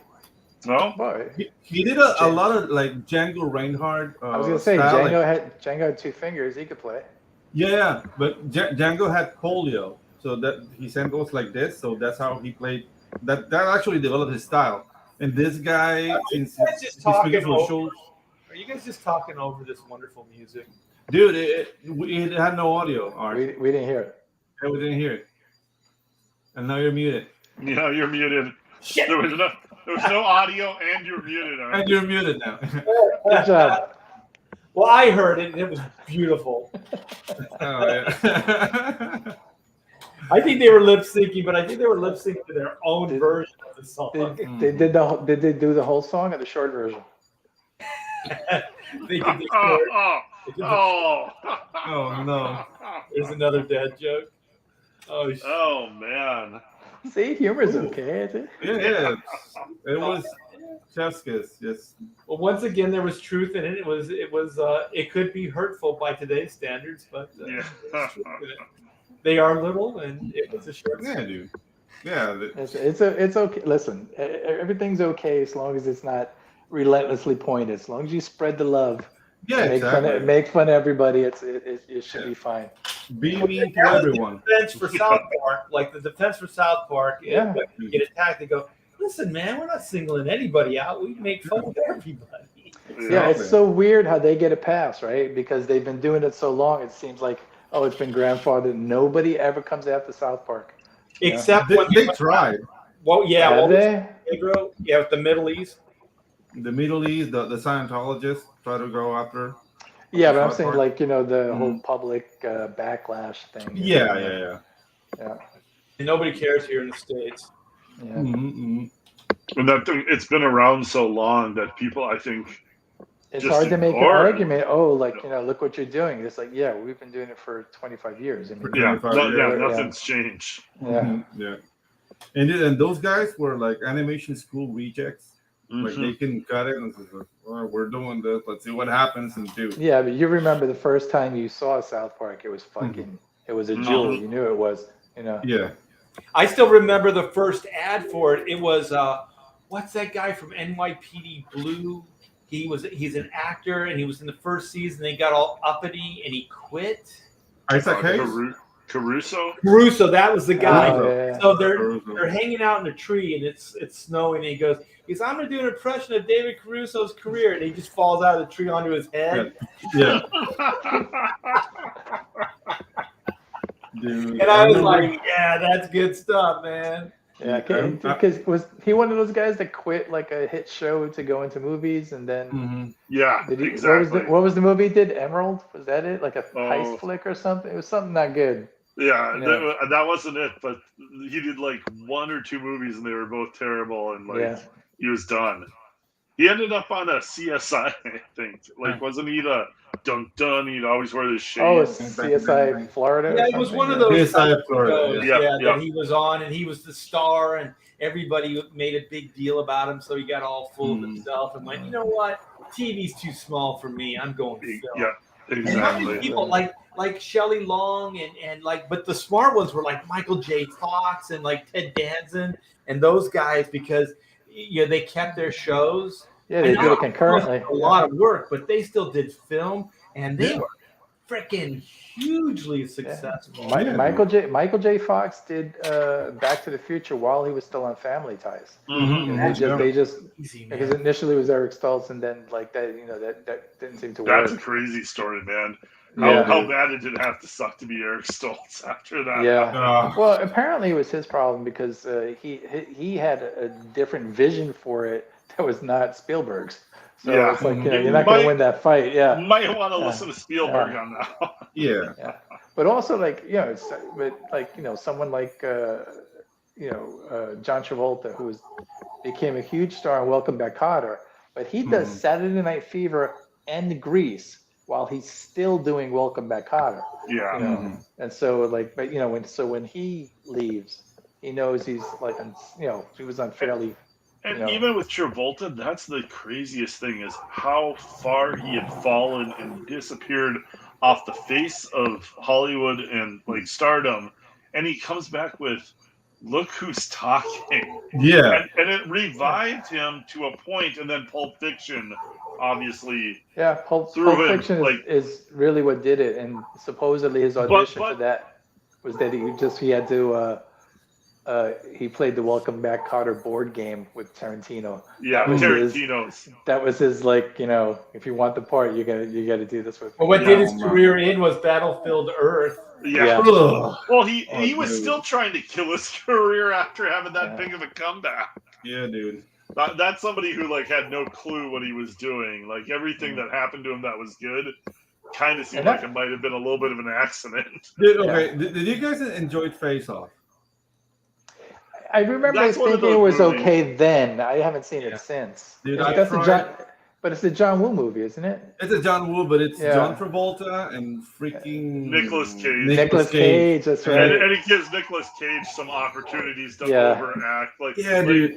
When he is it where he's breaking his brother out of prison and he's in a priest's outfit or something and this is long. I haven't seen it in probably a decade or more. I tried to watch it like a year ago and it didn't hold up. No, I wouldn't. I don't think it was good at the time. I remember it was pretty cheesy. Yeah, it was pretty bad. Dude. It was a stinker. Huge stinker. Well, remember Travolta was the villain in what was Broken Arrow? The Punisher movie. No, one of the Punisher movies. Yeah, he was actually. I can't remember which movie he was in, but he was okay in one thing where he was like the bad guy. And I thought he was. The Punisher movie was bad. Yeah, that was horrible. But I think if I remember right, he was the best part of that movie. And the Punisher was played by Michael Caine. In his defense, though, I think his performance in Saturday Night Fever is criminally underrated. I think that he's fucking fantastic. No, that was a good movie. You know cheesy, dated, for some of the content, but his performance, his performance is fucking brilliant. When he does that, like Al Pacino, when he does that thing, it cracks me up. Yeah. And I think it's his dad that slaps him in the back of the head at the dinner. Yeah, one pork chop. Yeah, you messing with it. Messing with the head. With the head. I hated Disco and I hated that movie, but I saw it anyway. Oh, really? It's a great movie, though. Yeah. No, it is a good movie. Good. I worked at the movie theater, so I got to see. They made that movie for like I think that had to make so much money. Yeah, it was either the same year or it was the year after, but it was like Rocky and Saturday Night Fever. I think they were made Stallone made a lot of money right then. Yeah, but they made both of those movies for like $6 a piece, and they were fucking mega hits. Mm-hmm. That's the key, man. Don't invest too much. Keep the overhead down, and you can do very, very well. I think that was the key to that last Joker movie. They kept caught. Oh yeah. And it didn't need to have a big budget. It was like there was no special effects. Like they could shoot that movie easily. Well, just back to what we were talking about earlier. Make it about the character. Exactly. Make a compelling character, a compelling world, and you don't have to spend a lot of money. It doesn't have to be like that. And I think that Hollywood needs to get back to that, because just because you can do anything, visually. It doesn't mean it's going to be compelling, because after a while it's going to be boring. You're going to lose people. I saw I don't know, this we're going to just be all over the place. Just have a good time. But I don't know if you guys saw this, but I saw some behind the scenes stuff on how they were shooting the Star Wars Disney Plus stuff. Not that stuff's good, it's not, but they have it's not a virtual world, it's actually a world where they have like screens, like LED screens all the way around, so they can make these sets. They don't build them, they film them. Yeah. And I guess the computer or the camera is hooked up to the computer, like all these screens, so no matter where the camera moves in this world, the scenery will move with it. And it's all there in real time, so the actor gets to see it, the actor gets to play in that world, and so they build like anything that they have to interact with. So that stuff there, but anything that used to be green screen is now real, and they even have like ceilings, so it's a totally like three-dimensional world that they can create with this technology. And I think they used it for Thor: Love and Thunder, and they used it on Batman. That movie was so bad. Yeah. The stuff that they can do is it's absolutely amazing. They just there's writers. There's got to be good writers out there. Yeah. They need to step up with good stories. There's good the thing is, good writers are gonna piss off everyone, and that's the problem. Like you have to be part of the cog. You have to play politics. You have to kiss the right asses. A good writer will get mad and leave or get fired. Yeah. You want to make a good film studio these days, you want to go just fucking dig through the old pile of shit that never got made, rather than hire new writers. I mean, there's probably gems that just never got finished. I'm like literally waiting for some of these TV shows. Like they redid Magnum, they redid MacGyver. I'm waiting for some of these TV shows to just literally take scripts from the 70s and 80s, and just update them a little bit, but just totally reuse scripts and redo shows for an audience that does majority of your audience didn't watch any of those shows in the 70s and 80s, and you just don't have to pay new writers. You can it'd be royalties for the old original writers, but you look at those shows back then, they were so much better written. Yeah, don't give them any ideas, Clint. They'll do it. I can't believe they haven't already. Yeah. It's amazing, like the technology. we got too much technology and not enough heart. Exactly. It's laziness. It's like let's just throw CGI at it. Let's throw special effects at it, and let's not write a good story. Does anybody remember the Wizard? Do you guys remember the Wizard? It was like the cartoon. No, it was like a little person who was an inventor. It was like a show from the 80s. No. Dude, I that's the remember thing. the Wiz. I remember easing on down the road. Mm-hmm. Yeah, cause the thing is, like in the 80s, like it's not 70s shows, but they were entertaining in a different way. And doing a revival of like The Equalizer and like God. Airwolf. How is Blue Queen Thunder. Latifah still a celebrity? I have no Like, idea. how was Is she she ever act- like name one Queen Latifah song? Like somewhere Salt and Peppa In have the to be 90s. just pissed. I thought she That, moved like, into acting. oh, she's been in acting Yeah, but for what he's years. saying But is, why why? did she even have a career? She never Yeah, had like- a hit. Like, how does Queen Latifah have a career at all? Like, Salt and Peppa were like big. Everybody knew Salt and Peppa. Queen Yeah. Latifah was like nothing. And it's like, how did she get a career? Just because she was a big lesbian? Some Is people that think it? in shit, you know? Like, if I was Salt and Peppa, I'd be like, come on, push it, rock. Yeah, there's only one explanation. She knew where all the bodies were hid. That's something, yeah. It's just like Ezra Miller. Oh, Exactly. yeah, that's It's like, who do you have pictures of? Like, how do you have that much dirt on someone? I can't think of a film that I've actually seen her in, though. I'm trying to, like, does she have any acting Oh, dude, skills or- she made like the 'Cause there female are version some of pe- the. Was she in Latifah made- Ghostbusters or? No, she made the female version of that movie that Denzel Washington did. Like the guy, like he will put a clock and kick everybody's ass. And it's like, 30 seconds. Like she did the yeah. she did the female version. I think it's called The Equalizer. Yeah, the movie. Equalizer. Oh, okay. She did like the female version of that. And Yeah. I just saw it announced, and I don't want to watch it because why would I do that to myself? But But yeah, she's the new Whoopi Goldberg. Yeah, exactly. yeah. That's a good analogy. 'Cause, So, yeah. so somebody, let me find it in the chat, was saying they're going to try to redo the Wizard of Oz. They've done that a couple times. Mhm. It's never, they're never going to be able to pull it off. They're just not going to be able to pull it off. I don't even know why they would try. You just can't do it. I mean, Disney tried to do it with, what's that girl's name? And they did it, and they were more loyal to the actual novel that they were pulling it from. Yeah. And it was really dark, and people didn't, and the effects were like top notch for the time. Oh, you're talking about Return to Oz. Okay. Return Yeah, to Oz. and no one dug that either. Like I did. I don't think you can. Lightning doesn't strike twice now. No. No. And I'm calling it Well- right now. I'm calling it right now. If they make that movie, there will be no flying monkeys. I'm calling it. They're gonna cut The that out. monkeys died when the witch died. So Yeah.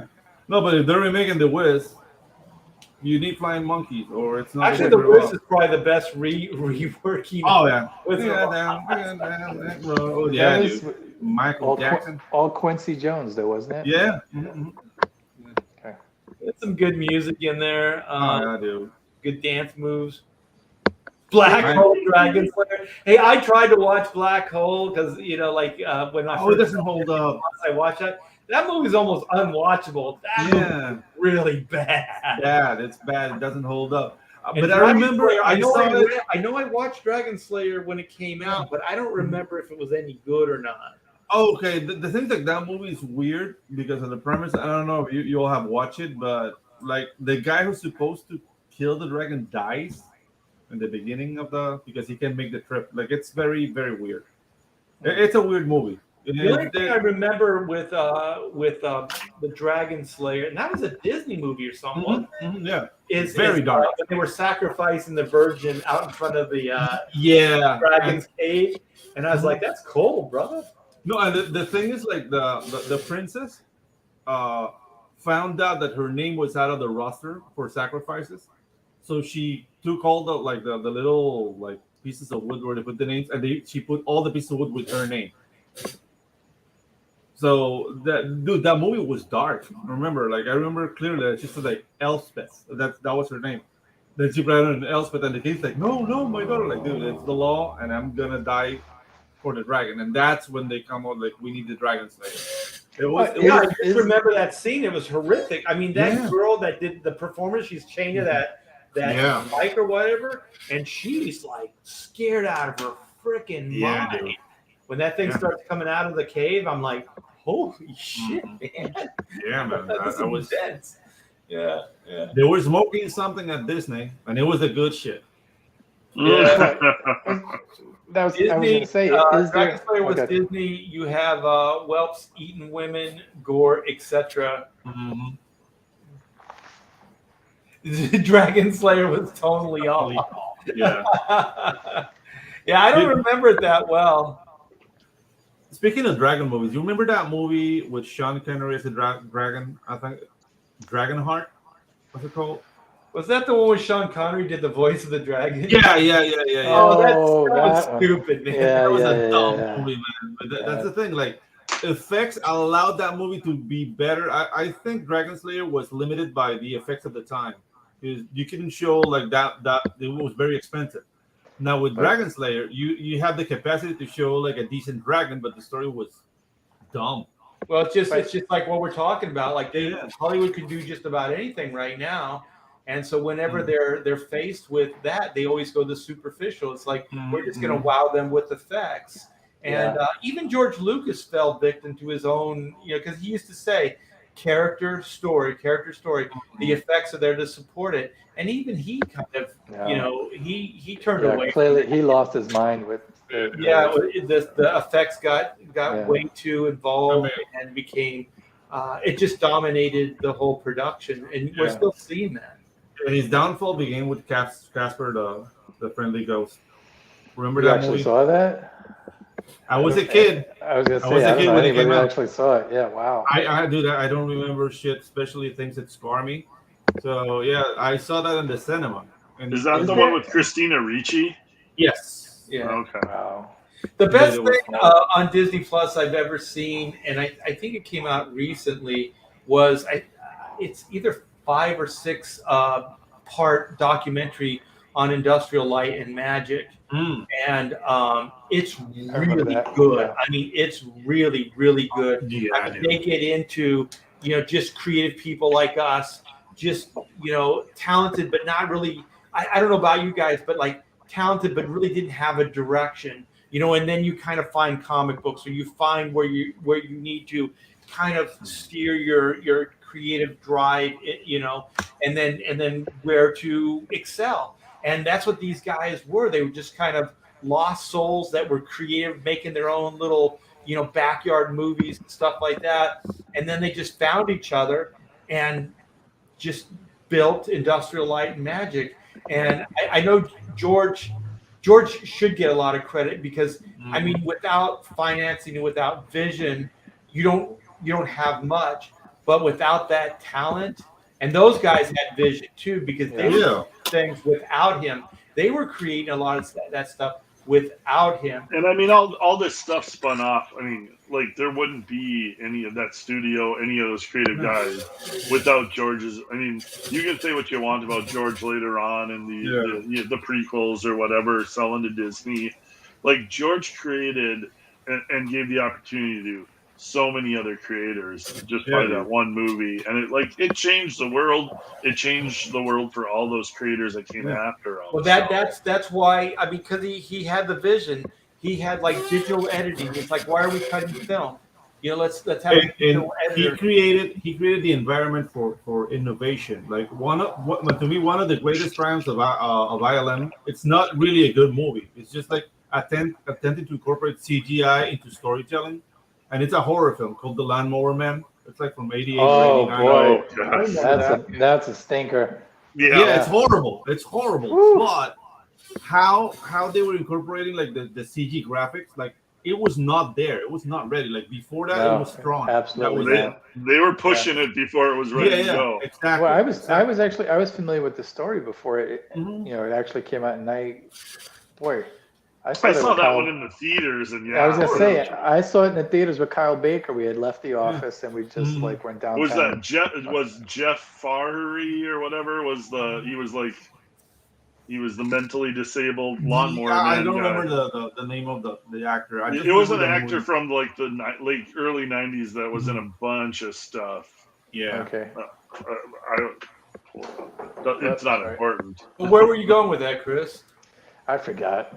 Oh, sorry. You went to the theater with It's just Baker. I'm like, oh man. Yeah, because after when we left the theater, we probably hit 3 bars, So, Nice. yeah, I but I remember do. the beginning of the night. I don't remember the end of the night. I do remember the effects for that movie were very, very bad. Like it was, when they very first started trying to do like the CG stuff in 3D, unwatchable. Hey, we got Mandy. Hey, Mandy. Your better half, Clint. Yes, hey, Mandy. Well, since we have Mandy in here, she didn't work on Slave Girl, but she did Pirate Queen. Is Pirate Queen still in demand? Yep, Pirate Queen 2 is still in demand. Well, why don't you pull that up, and I'll get bet. Slave Girl because I have that tab open, and we'll go from Slave Girl right into Pirate Queen 2. Sure thing. All right. So you guys should be seeing Slave Girl from Planet X. This is Clint Helinski's big CG extravaganza. It's 266 backers, 26,000. You are a stone's throw away from 27, man. All you need is one backer, dude. Yeah, we're close. Let's get a backer for this tonight and turn that over and get 27. Follow Slave Girl from Planet X on her erotic space adventures, or exotic. Is that it's double erotic. Well, there's not an R in this. It's exotic and then erotic. Yeah, space adventures, adults only. Look at this. You do the air quotes there like this. Yeah, this is fantastic. This is putting fun back in comics. It is. This is Clint just having a ball. I'm sure most of the fun is Clint doing research. Yeah. Reference, lots of reference. A lot of reference for the Slave Girl characters. There's an art book, and you guys, this is my favorite. I always say it, but this is my favorite stuff, man. If you ever think like in the day, Clint couldn't hold his own against Marvel in like the 80s and early 90s, here you go, man. Look at this. This is as good as anything that Marvel could do. You got a little bit of the old school vibe with the coloring. I like the old flavor of comics, and this kind of has that with like what I was doing with the coloring and the sci-fi element of it. It's kind of a throwback to, but also a lot of stuff that you wouldn't get from Marvel or DC. Yeah. So. Oh, you're not going to get the Marvel DC. No way. You only get it here on Pontificators. And Exactly. And all this stuff ties together. Pirate Queen book 2 leads right into Slave Girl, and then Slave Girl leads right into what me and Mandy are going to be doing next. That Mandy has awesome, man. Been hinting about. So all these books, it's like the story continues throughout all of them, and it runs throughout all of them. Mandy's been doing a great job of just creating like some awesome storylines for Pirate Queen. And she's wrapping up Jack the Ripper, which was just a massive CG hit for her and Pete.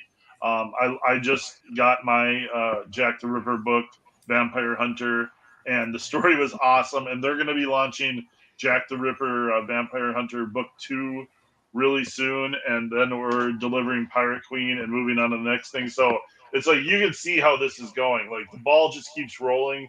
You want to jump on board early. Mandy's got a huge fan base and is just a terrific writer and just a great advocate for comics and Comicsgate. She has so much fun on her channel. And I just have a blast working with her. I love seeing what her and Pete are doing with Jack the Ripper. So it's kind of like you hear the stories of like early Marvel and early DC and creators getting together and like snowballing ideas and like just kind of running with it and having success with that. And that's what Comicsgate has felt like to me, being on the YouTube shows with all you guys and seeing all the books you're doing with Black and White and with Pedro's Topical Magic. And, Andy Smith's got Cordrath, or is it Cordrath? Barbarian? Yeah. Like those books are so much fun. And it's just, there's so much creative energy. There's so much fan excitement. It's just fun to be a part of, and it feels like that old school like Marvel bullpen where all the creators were just like getting together and running with it. and it's got that kind of energy. And you guys have to come up with like the Summers Holinsky verse or something like this universe name. Oh, Mandy's got lots. I'll just say this: Mandy's got lots of things going. Some of them are with me, some of them are with Pete, some of them are with other people. I'm not going to spill any beans, but yeah, I just enjoy being a part of it. I love working with Mandy. We've got more stuff coming down the pipe. Like literally right now, it's just a matter of like putting out books, and all campaigns take time. 2 months to run it, month or two to finish the books, a month or two to deliver. Like literally, that's like at some point somebody's going to come up with a better distribution model. Yeah. That'll be the next big step.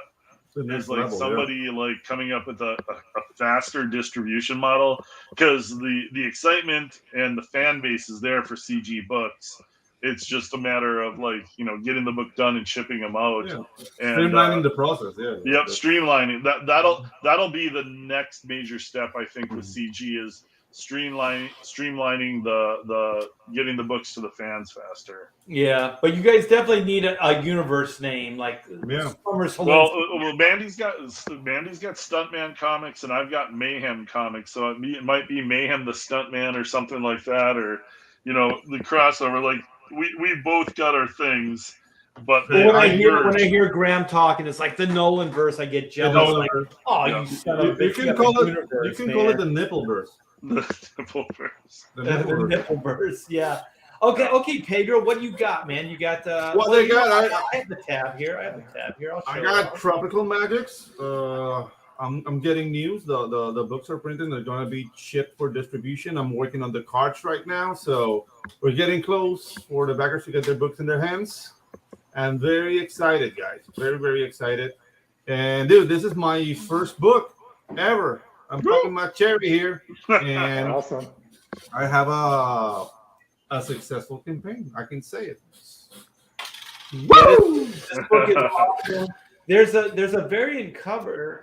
Yeah, there's a variant cover. You got to go a little bit lower. Where is this? Look at all these pages, though. I'm just glossing right over them. Yeah, there you go. Right here.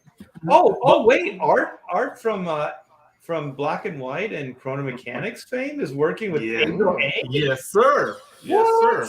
Yeah, I couldn't believe it. If you want to see the painted version of this, you go to the updates, and you can see the painted version of the art cover that's already finished, inked by Art Bear and colored by Oliver Arce. So, killer. There it is. There you go. There's the ink version. And if you scroll down a little bit more, there should be. No, it's not there. I'm a monkey. Okay, I'll update that.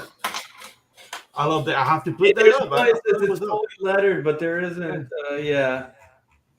This is Tropical Man Thunder. Tropical Man is #1. Cheech and Chong meets Mad Max in a world of magic and technology.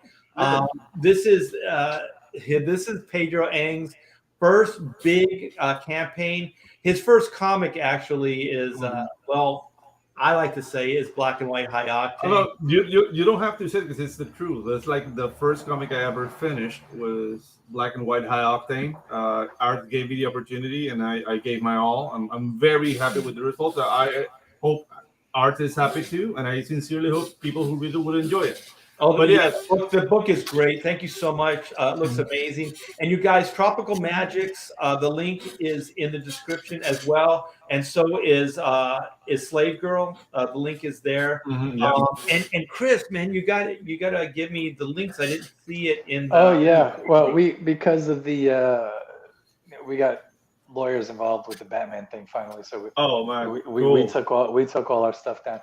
But yeah, I'm ready to roll. We got everything's out for color. As soon as color comes in, we're gonna launch. So Penelope Powerhouse, hopefully next week I'll call my girl and see how she's doing.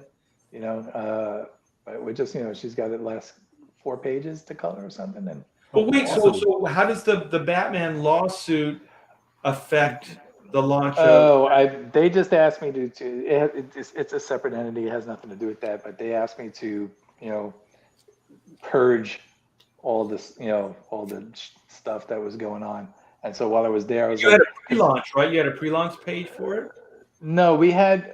Oh, I wasn't even thinking about that. Yeah, but we had but I took the videos down and everything because like now it's up to the lawyers. It's not, Gotcha. So, but while I was doing that, I was going to shorten the Penelope Powerhouse video a little bit because it's a solid 2 minutes. I'm trying to get it down to like 1:20 or something like that. Yeah, that's so a good I was like, number, so I just took it down to give it a quick edit. But like I said, I'm just waiting for a few pages of color to come in, and we're ready to rock. Well, as it gets closer, let us know, and we'll promote. Yeah, if it's not next week, it'll be absolutely for the week after. We're going to be going. From what you showed earlier, it looks like a lot of fun. Yeah. Yeah, I'm happy with. I'm super happy with the story. I'm super happy with the character, and I've got a good girl. She's coloring. Doing a great job. She's got a good knack for that type of thing. Are you doing a pre-launch page? Yeah, we're gonna do pre-launch page. Yeah. Okay. Yeah. It works really well. It's always. It does.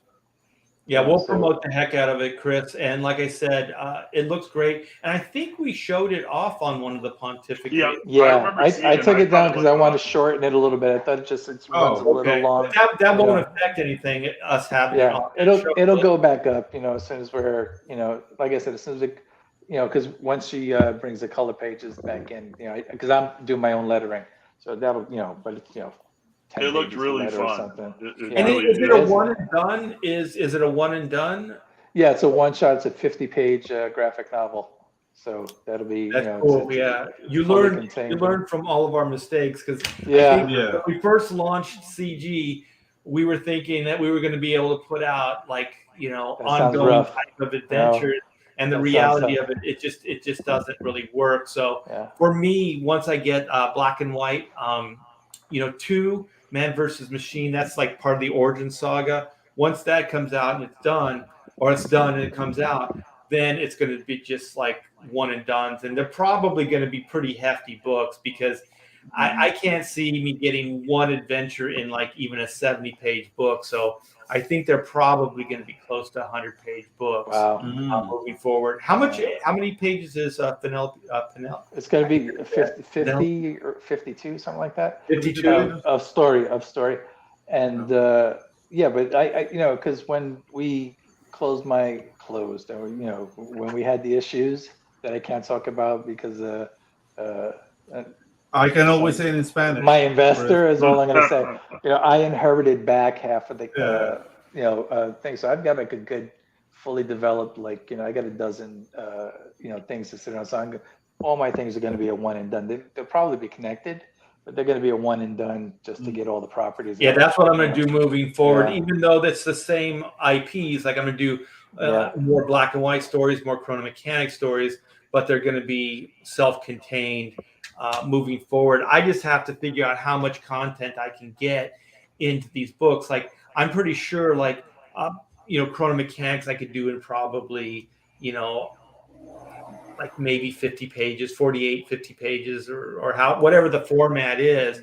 But black and white, a lot of that stuff is already been like kind of blocked out as like 3 issues. Cool, chrono mechanics. As like a 3-issue story. So that's 22 pages each. So that's already 75 pages. Oh, look at that. That's cool. Let's see that again. Pedro. Yeah, baby, the embroidered mechanics badge. Yeah. Sweet. Well, I am going to get a little plug in for myself. Black and white never ceases to amaze me. We've been getting a lot of traction on this. Wow, look at you. What's that? I said, look at you. Good numbers. Yeah, so we are a stone's throw away from 116,000 as far as overall numbers. So this is Black and White Volume 2, Man versus Machine. In a world where law and order is often blurred to gray, justice can only be black and white. So like I said earlier, this will be the epic conclusion. So we have issue 1 that we did a campaign for earlier.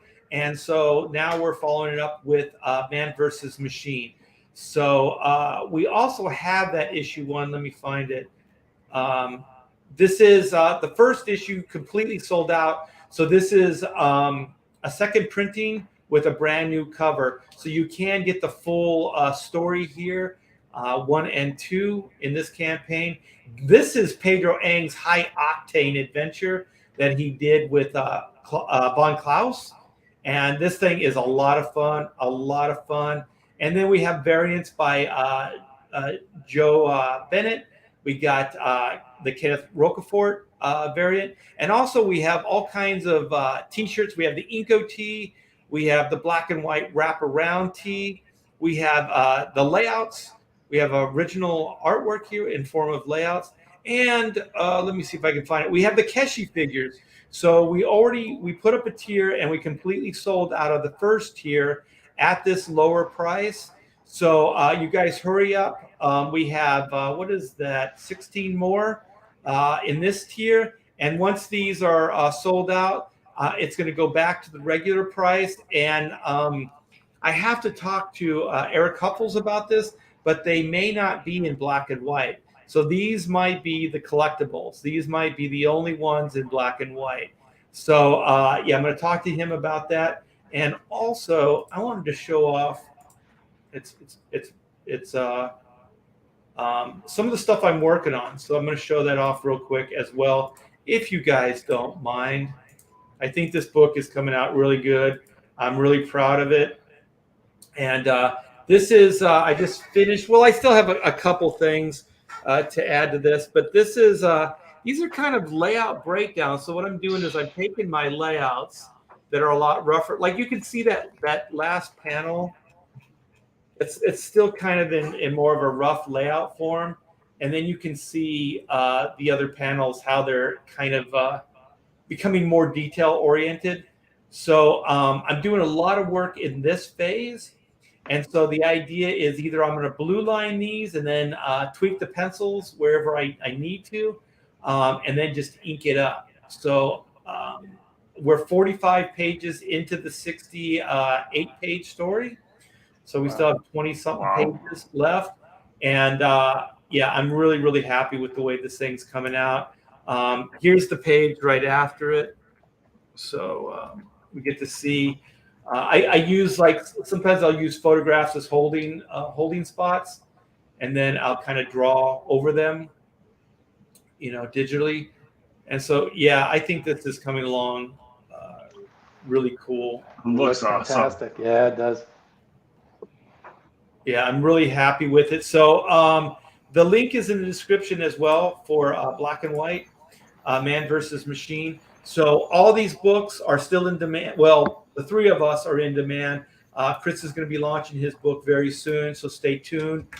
Chris, where can they get you? Do you have a YouTube channel? Yeah, well, like I said, we pulled our videos, but it's Full-Blown Psychosis, and we'll just do a quick re-edit of that Penelope Powerhouse teaser and put that back up with the launch. So. Okay, and then Twitter and Facebook, and people can get you the usual. Yeah, I'm Batman Gate on Twitter, and then just my Chris Wozniak on Facebook. Okay, how about you, Pedro? How can people get a hold of you? So they can get a hold of me on Twitter, Anguilla, and on YouTube. I have surprises for. I'm gonna start. I think I'm gonna start in January because I'm getting all the infrastructure ready. But I'm gonna start a YouTube animation school. That it's gonna be channel through patrons. If you want to learn how to animate, be on the lookout. I'm gonna make an announcement really, really soon. Wow. And dude, it's just open source software, no investment, and it's gonna be like donation based on whatever you can pay. You pay and you learn how to animate. And I'm gonna take really good care of whoever wants to learn. Wow, So, very cool. Hey, Pedro, do me a favor. Find the black and white little animated intro that you did, and then people will get to see. Sure. For the One, comic we can book? go black and white high octane, and two, people will be able to see what you can do animated, animation wise. And while you're doing that, let's go to Clint. So, Clint, how can people find you? At Clint Talinsky on Twitter. And then, yeah, right now we've just got Pirate Queen 2 in demand and Slave Girl in demand. Both of those books will probably be shipping towards the end of this year. So more books coming out and more books to come. So just staying busy. Sweet, sweet. It looks like Amaral Wackass is a fan of yours, Pedro. Let's see if we can get the volume to work. I can hear it.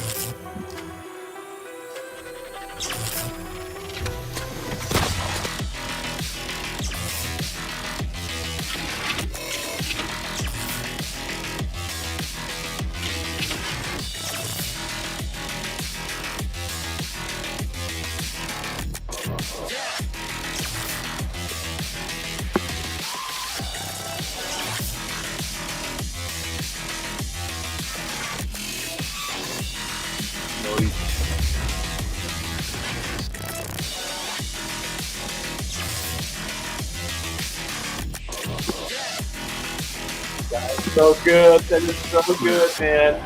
That makes me smile every time I see it. So that's the great Pedro Ng.